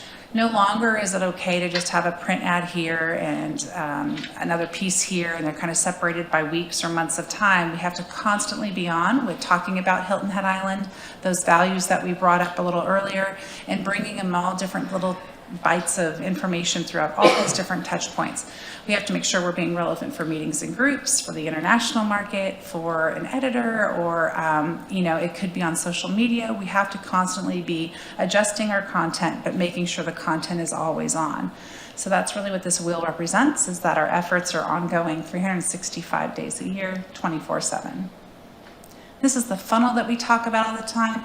We are just essentially taking this big funnel, and this is my visual, Andrew, for you, is our last my funnel, and we're going to pull people through, and we really want to qualify that visitor. So we can cast that really broad net, and as we're pulling that net in, or we're pulling people through that funnel, we're qualifying them. Do they meet the expectations that we would want in terms of a visitor here to the destination? Do they check the box of things that they would be interested in, things that we can offer them? And as we get further and further through the funnel gets smaller, and then those people are essentially further qualified, and then we're hopeful that they're converting. Conversion for us, again, is on our virtual front door, which is our website, hiltonheadisland.org, and they're shaking the hand of our business partner, which is great. Quickly looking forward, let's take a 30,000-foot view and talk about global trends, which are ironically and really great to see so closely aligned with what we're talking about on a local level. Globally, people are traveling for wellness, sustainable travel, active travel, passion travel, set jetting travel, we'll get back to that in a minute, slow travel, and culinary. So set jetting is, just to clarify, is if someone has seen Hilton Head Island on a TV or a movie, and then they intend to travel because of that. They could also be traveling because of a moment we just had with the eclipse. So people are making moments and traveling for those purposes, and which is really great to see. And so how do we capitalize on that and bring our values even further forward to make sure they're choosing us? Slow travel, which is exciting to see. People who have said, you know, the heck with 2 weeks, I'm taking a month, and I'm gonna go and I'm gonna just enjoy myself and not put myself in this little parameter of 2 week time. And they're really experiencing and really connecting with the community that they're traveling to, which is great to hear. And the rest, I think, speak for themselves, but it's exciting to see that these so closely align with what we're doing. Our goals that we identified are the same as what we went forward with the prior year, and we're bringing those forward again because they are long-term, right? We can change the objective within the goal, but the goal itself are so important to us. We really want to have, a strategy that might change, but the goal is the same, because with that, we've agreed that these really meet the needs of what we're looking for, not only today, but in the future. And those can adjust, but for this coming fiscal year, these are the ones that we still feel are relevant to what we're able to achieve for this next fiscal year. These are the 4 groupings that we talked about a little bit earlier. This is a mock roadmap, if you will. It's giving you from a fiscal year perspective, July through June, of how we would approach tourism, talking about different campaign areas of focus, content themes, and just suggested traditional media placements. Those are just ones that we have or are wanting to work with. So those are just ideas, but really trying to show you that from that always on approach, this is how we're doing that. In talking about using that virtual front door, which is a destination website, we will continue to make sure that it is optimized to give the best experience possible for all types of devices. And we're going to use our social media and our YouTube channels to really ensure behind the scenes that people are getting to where they need to be, which is HiltonHeadIsland.org. Digital advertising is really, there's so much to it, but it's really working so hard for us. And what we like to see is that people are taking the time to read the articles and then coming to visit our page, following us. They're doing multiple things, which are really exciting. And then, as you know, the media partnerships, which I was very excited, and I think we've showed this one, but I will show again, how we can bring some of that content to life. Hilton Head and my Gullah culture has just really made me. It's made me who I am today. For all of the Gullah culture on Hilton Head Island, everybody came from here. That's powerful. 1861. We were 4 years before anybody else. It's from Bubba, my grandfather, who was a craftsman and built boats or bateaus, but the entrepreneurial spirit, too, has been passed down through generations from our family. Make sure you learn how to do something with your hand and to utilize your mind to do something for yourself. Like Dr. Martin Luther King used to always say, you have to know where you're coming from in order to know where you're going. Exactly. And I believe that is some seasoned information. So now, kids who live here today, they'll never, they shouldn't be able to say that they don't know what Mitchellville is. And to bring the kids out and get them involved. Then they learn the story and they learn the background and they learn about the Gullah culture and they learn how important it is. And we are one step closer to making sure that the culture doesn't die. Make sure it doesn't die. It don't die. And I think that's just an example, but we've had several more of where we were able to take local stories that are so significant really to ensure our community going forward, because they're really not just our stories, but stories that everyone should be able to hear. And so those are some important opportunities, but we're making them bite-sized because that's what today's consumer wants, right? And that's all they have time for. So they're working really quickly, and we want to bring these deep, relevant stories and then push them someplace where they can get the deeper story and take the time when they have it, but at least telling them these are reasons to visit Hilton Head Island. Public relations, we spoke about those efforts that Charlie and her team are doing, and you see some of the brands there that she's working with, and that she continues to build on. We also had the Al Roker and the Today Show here, which I know you are all part of as well, and so that was really fun. So again, she's knocking it out of the park and doing a great job there. Meetings and groups, what's our right approach to meetings and groups based on our assets that we have to share? Our hotels have poured in tons of investment to their product and their properties over the last couple of years, and they are ready and excited to have not just only our leisure travelers, but also these meetings and groups. So the team is working really hard to help support their initiatives through trade shows, as well as documenting their product and putting it out into those relevant markets. International has been at the forefront for quite some time for South Carolina. We post, COVID working through that. We have made it an initiative for ourselves as well. We are focusing on the Canadian, German, and UK markets. We know that we have the a knowledge base of our brand over there to start. So how do we even increase that and bring more here during, again, those key times of winter and off season, shoulder and off season, which would be great. And we want to continue that momentum. Now that the world is open, how can we have them choose Hilton Head Island? The vacation planner, again, will be another opportunity. We're currently in the process of the 2025 builds, and I just want to thank Angie and her team again, because it is a very tight timeline, but we're excited to kick that off and get that going. So we had that meeting last week, and or earlier this week, and it was very exciting. Maybe it was last week. My days are running together. But the Community Cornerstone Plan really is the thing that ties it all back together. This Community Cornerstone Plan that Councilman Ames and others have helped us form, but it has really been through the town and staff that we've made it ensure that it has been delivered, and we are sticking to it and making sure that we're keeping that at the forefront of everything we do based on these core values that we've identified. So again, all that we're doing is really to come back and to make sure that we're bouncing it back against the cornerstone and these values. So it's been a really great opportunity to be able to see that those efforts come to fruition. The proposed budget that we're putting forth to you is the same design as last year, but the numbers are a little different, and they are a little different from what we saw earlier, just based on some adjustments. So I want to make sure I get to that page.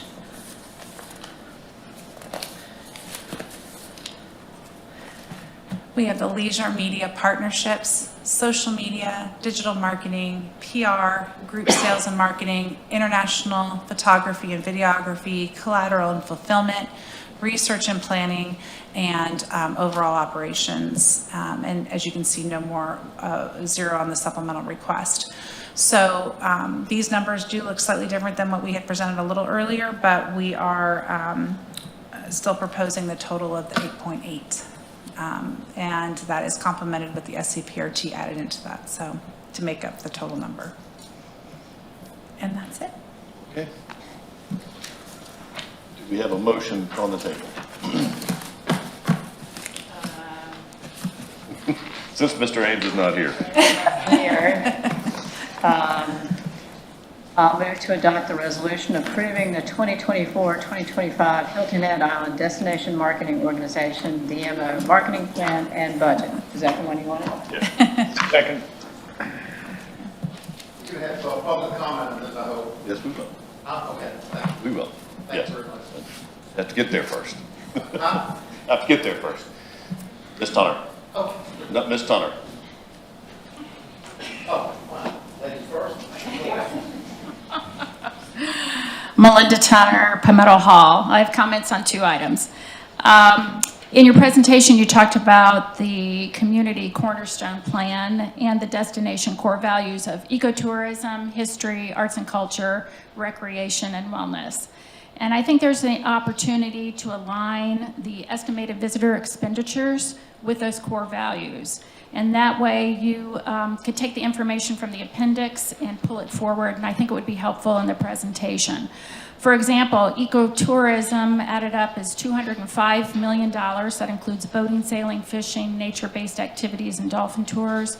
Recreation, $182 million for golfing, biking, and tennis.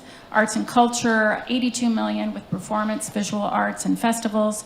History, museum historical tours at $45 million, and wellness at $53 million with spas. And in this way, you could clearly display the amounts of spend associated with the core values and look at it from year to year and look at trends as well. The second is the level of tourism. In the recent Trends and Assessment Report, there was an estimate that the numbers of visitors to the island could increase to 3.5 million in 2025, which would be a significant increase considering last year we had 2.9 million visitors. But I was encouraged by the dialogue at the finance meeting regarding the need to balance our quality of life of our residents while also respecting that tourism provides economic benefit to the island. So providing clear direction to the chamber, such as fewer tourists with a higher level of spend, is important so they can build out their marketing plan. Thank you. Thank you. Other comments? Mr. Hoagland. For God's sakes, hire your own CPA, enforce a forensic audit, and even an FBI investigation on these town employees and chamber thieves, and stop the robbery to all of us in this room and the entire community. It's got to end. How do you monitor the chamber's performance and justify handing Bill Miles and the chamber millions when tourism is all done for free by the internet and technology? Have you seen where Bill Miles spent these millions, including his $500,000 who knows salary and his $2 million house generated by illegal tax funds? And CPA's Ray Deal and Ray Warco laundered millions. I'm calling for their arrest. Are we here? All we hear is fraudulent budgets, audit presentations from Orlando, Troyer, Gruber, and chamber presentations that allows the continued illegal use of millions of our tax funds, continue with zero accounting, illegal advertising sales, and IRS tax violations. Lawyer Coltrane, why did you and Greg Alford draft the illegal, fraudulent 5-year, multi-million-dollar chamber DMO contract with Bluffton lawyer Terry Finger? Conspired with the chamber lawyers. You all could be arrested and disbarred for this. Where are the illegal millions in legal fees and accounting and receipts and invoices that has been hidden in the budget that we saw today by Orlando? Mr. Perry, again, why did you lie and commit criminal fraud for your buddy Bill Miles and CPA Ray Deal both here today, saying you saw the millions in illegal tax use accounting? You violated your oath of office, and it's more than good reason to remove you as mayor for criminal fraud, and you should be arrested. You actually need to be escorted off this dais. Alex Brown, head of finance, is not qualified, nor am I. We have no CPAs in this council. You are all chamber members, and worse, you even use tax funds to become a chamber member. It's completely a conflict and a quid pro quo. And Alex, who asked you to serve in the Greater Secret Island Council with Stanford? And Stanford was the president of the Greater Island Council. And the CPA is Ray Warco, the chamber's accountant. That's just a coincidence. That's a funny coincidence, isn't it? Chamber has controlled this town for the last 50 years since I've lived here. And Ames, who invited Ames to the GIC meeting? And Patty Bryson and Stanford, you both are lawyers. You should not keep voting for illegal use of tax funds. That's an embarrassment. Shame on you, and you could be disbarred for this. And when I asked a council member one-on-one about the chamber accounting, they said, ask Mark Orlando. Does Orlando control your voice and your votes? The AG legal opinion on CCDC is just an opinion and not worth the paper it's written on. Okay, you need to get a judicial legal ruling, okay? Hey, Mr. Hoagland, we're good. Thank you. And by the way, Ray Deal and Miles need to fix this chamber. Mr. Hoagland, do not address. Any other public comment? All right, seeing none, we'll bring it back to the dais. Discussion, questions? Well, may I? Go ahead. Okay. Thank you for an excellent presentation. It's always very easy to follow and informative. There are a few things within it that I have comments on that aren't significant to raise here, but if I could have an opportunity in the near future to sit down to talk about. We don't capture. Let me say this, because this is what was on my mind during your presentation. I don't use social media a lot, but every once in a while I get hooked in, and as I'm there, I see those videos like the one you posted or showed us here. And what it does is it triggers for me remembering all of the special things about what makes Hilton Head the place that I love and call home. And I know that when other people see those, they too will feel emotionally driven to explore Hilton Head a little bit further to find those qualities. And I would just remind our council that that's our job, is to protect those characteristics and qualities that are demonstrated through those videos. When we forget and we look at different proposals and et cetera that aren't aligned with those values, we are harming ourselves, we're harming the good work being done by the DMO, and we're harming the residents, past, current, and future. So that's all I really want to say right now, but thank you. Thank you. Comments? Mr. Alford. A year ago, we were in a very different environment in terms of relations between the chamber and the town. There was a great number of discussions, a lot of points raised, debated, argued back and forth. I am very pleased with the results that the chamber has shown in response to the comments that the town made a year ago. I think we're in a much better position, and I'm very pleased that you took all those steps. I do want to note that somewhere in the appendix by one of your outside consultants, there's a statement which you repeated in your oral presentation, that the number of tourists in the recent year is declined and the amount of spending has increased. That was one of the major points that I think town council and staff were concerned about a year ago, is can we increase the spending and decrease the number of tourists? So I was happy to see that report as well. Thank you. Thank you. Mr. Stanford? Great report again. Thank you. Mr. Brown? Yes, thank you. First, I'd like to commend our town manager and Mr. Bill Miles from at a CEO level starting to have more valued conversation about strengthening our partnership. I think that's important. Us as board of directors of the town, we are simply through a contractual agreement authorizing the chamber to tell our story. And that is so important to a lot of what we do, including the proposed budget that is in front of us. So I would just strongly encourage us as we're moving forward. I know that the chamber has touched on a new set of metrics that are currently available for industry standards, that we review those as we're moving forward for new contract, okay? I'd also encourage us to develop maybe our own metric system around the destination values and the community cornerstone pillars, okay? Because those are going to be affecting decisions that we make when it comes to marketing and when it comes to investment. So I think we're down the roads a bit. Still got a ways to go as far as tightening screws, but going in the right direction. And ultimately, yes, we are trying to balance the quality of life here on Hilton Head as well as our business community. And I think that's important for us to recognize that as we move along. I will be supporting. Ms. Bryson? Yes, I would echo a lot of the comments already made. First of all, I echo the comment about thank you for listening to us, especially in focusing on destination values. You heard me talk about that a lot last time out. And I think that Ms. Tunner's suggestion about relating some of those numbers to those destination values, lifting them from your appendix and into the report, I think that would be helpful to see, the return on investment in those other areas.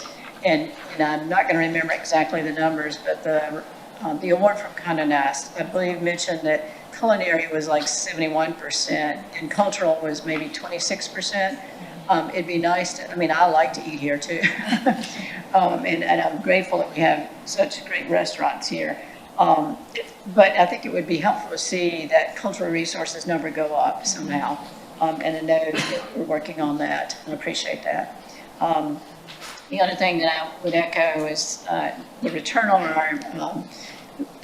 our visitors to lower the numbers and increase the benefits to our local economy. That's important, and I think if there's more data that you have that you could report to us about would be helpful to see. So increased information, more data on that ratio. And then, as Mr. Brown mentioned, that we understand their new industry metrics. I think it'd be helpful for us to go ahead and see those this year as we look forward. I'd like to see what those new metrics are. I understand there's some new metrics in the industry to use. Thank you. Okay. Well, I think you've done a great job. And you know, as we saw earlier through the budget, how much tourism means to our budget, right? And as Mr. Orlando said, you know, one of my goals is to see a younger population here on Hilton Head because that is our future. And seeing a 39.4% of our guests are between age 30 and 39 really helps drive that home as to maybe we are going in the right direction to lower our average age. So that brings me to a point where I think we've got to have some conversations about what is the economic development side, what is the business side that helps drive that in. So that's something that I think we need to start taking a look at. But I'm very pleased. So with all that said, we'll take a vote. Those in favor, please signify by raising your right hand. That would be a 6-0. Thank you. Thank you.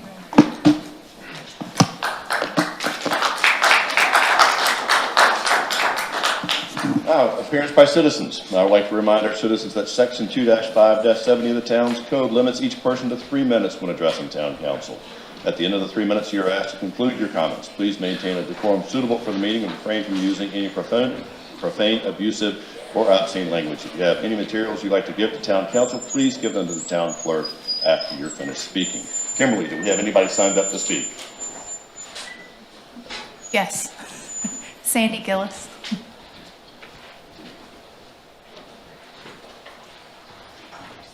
Good afternoon, or maybe it's evening now. I am Sandy Gillis. I am a resident of Hilton Head Plantation, but I spend most of my waking hours at the Hilton Head Island Deep Well Project as the director there. I am also very proud to serve on the town's Housing Action Committee, but I am speaking today just as a concerned citizen. First, I want to start with thanking this council and our town manager for the progress that is being made on affordable housing. Progress like adding a chief housing officer position to the staff to focus on housing matters, setting aside suitable land in the North Point development that will hopefully very soon house several hundred residents once that gets online. I'm proud about forming a housing action committee to expand, challenge, and complement the work that staff is doing on housing matters, especially in that affordable workforce housing segment. And I'm also very pleased that we are working on a people displacement policy. So when new development or redevelopment of existing properties does displace people, there will be a process and a plan. And the entity causing that displacement will have a role to play. All of these steps are excellent progress, but meanwhile, the crisis that really galvanized so many of these acts is still with us. It is a ticking bomb that could throw 300 people, including 100 children, into a homeless state with just 30 days notice. So as a refresher, on August 12, 2022, the Chimney Cove crisis really rocked Hilton Head. With no other affordable housing options on the island, those families would have been pushed from their homes, their children from their schools, and probably pushed off Hilton Head. The residents of Chimney Cove are our workforce. They work at restaurants, at grocery stores, in hospitals, in landscaping, they're cleaning homes, they work construction. Bottom line, they do tasks that residents of this island rely on every day. Because of the outcry from Hilton Head residents, thank heavens that crisis was averted almost 2 years ago.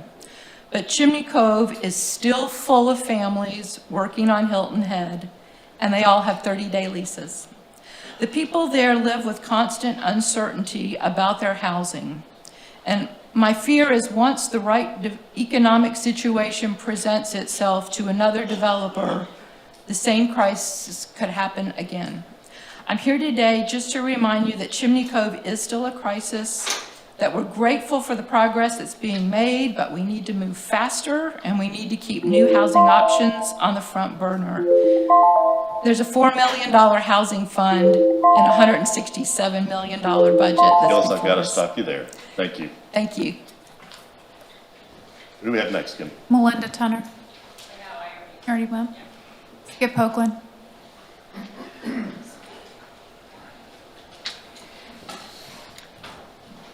Skip Hoagland, Windmill Harbor. Thanks for putting public comment last. Appreciate that. I have good news for you today. I'm here to announce a lawsuit will be filed against the town of Hilton Head for illegal issue and illegal misuse of millions of tax funds.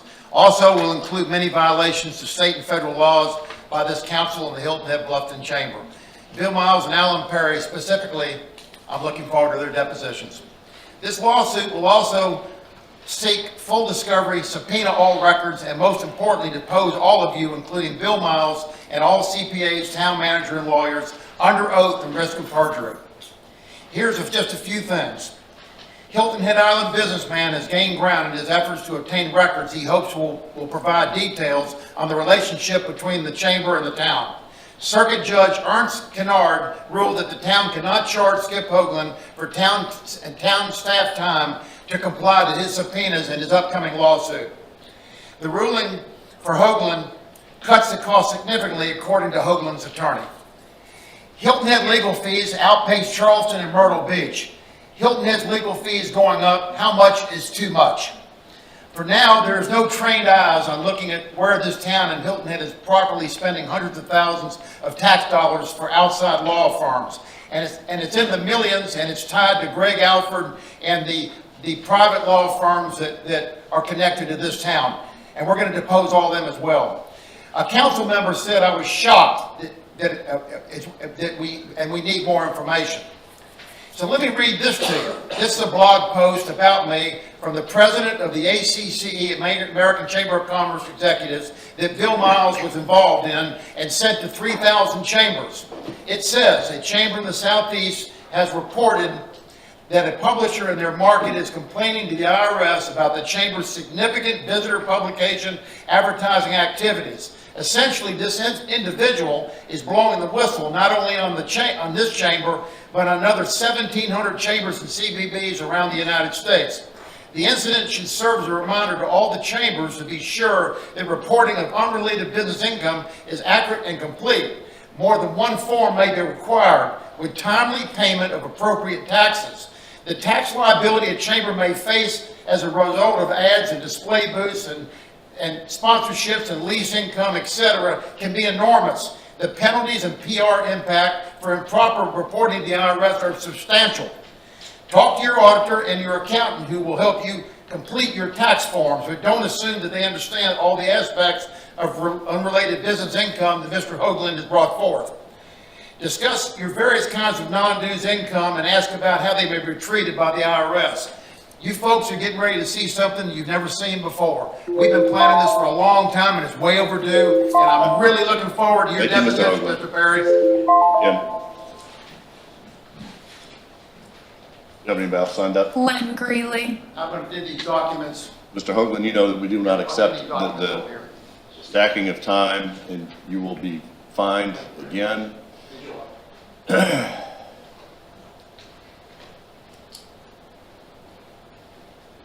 next. Grace Smith.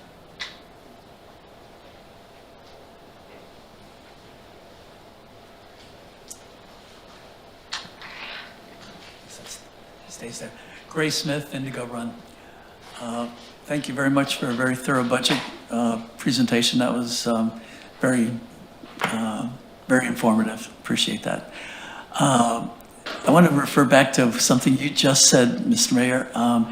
Your concern and primary focus on current residents and visitors in the 30 to 39 year age range as potential residents here. And on Fridays, there's a group of concerned Hilton Head Island resident citizens that meet at 12 noon at Old Oyster Factory every Friday. And you all are certainly invited. And Friday's guest is going to be Mr. Alan Wolf. And one of the questions I'm going to pose to him is why he thinks it's a great idea for the CDCC or CCDC to dominate the lower income housing market and snap up all of those dwellings when it takes the potential for private citizens who have saved all their, for a long, long time to be able to afford to buy those homes and then put them in a 99-year lease so that they're effectively removed in perpetuity from the Hilton Head Island individual, hardworking residents' ability to buy them. And I'm going to ask him that because I don't think that that's right. I remember going to one of our local restaurants and being so impressed. We were served by a young lady and she had saved for 8 years and worked 2 serving jobs at 2 different restaurants to finally afford the down payment to buy a house here. And it was fantastic. And I was so proud of her and so excited for her. And I just see this CCDC effort just removing people, hardworking young people like this young lady that we encountered from the ability to buy homes here ever. And so I'm going to confront him about that, but I also would urge you all in thinking about moving CCDC forward with their current business model, business plan, is that really, you talked about everything that we do here on the town council being in the best interest of the residents of Hilton Head. I'm not sure that program is. So thanks for hearing me. Thank you. Thank you. Thank you. Is there anybody else signed up? No. Okay. So, Mr. Orlando, do we have a need to go into executive session? Yes, sir. As shown in executive session agenda item 12A regarding proposed contractual arrangements for a beach franchise agreement pursuant to SC FOIA Act 30-4-782. We have a motion to go into executive session. Mayor, I move to go into executive session for discussion and negotiations as shown on our agenda 12A as just read out by the town manager. Do we have a second? Okay, second. We have first and second. All in favor, please signify by raising your right hand. That would be 6-0. We're in executive session.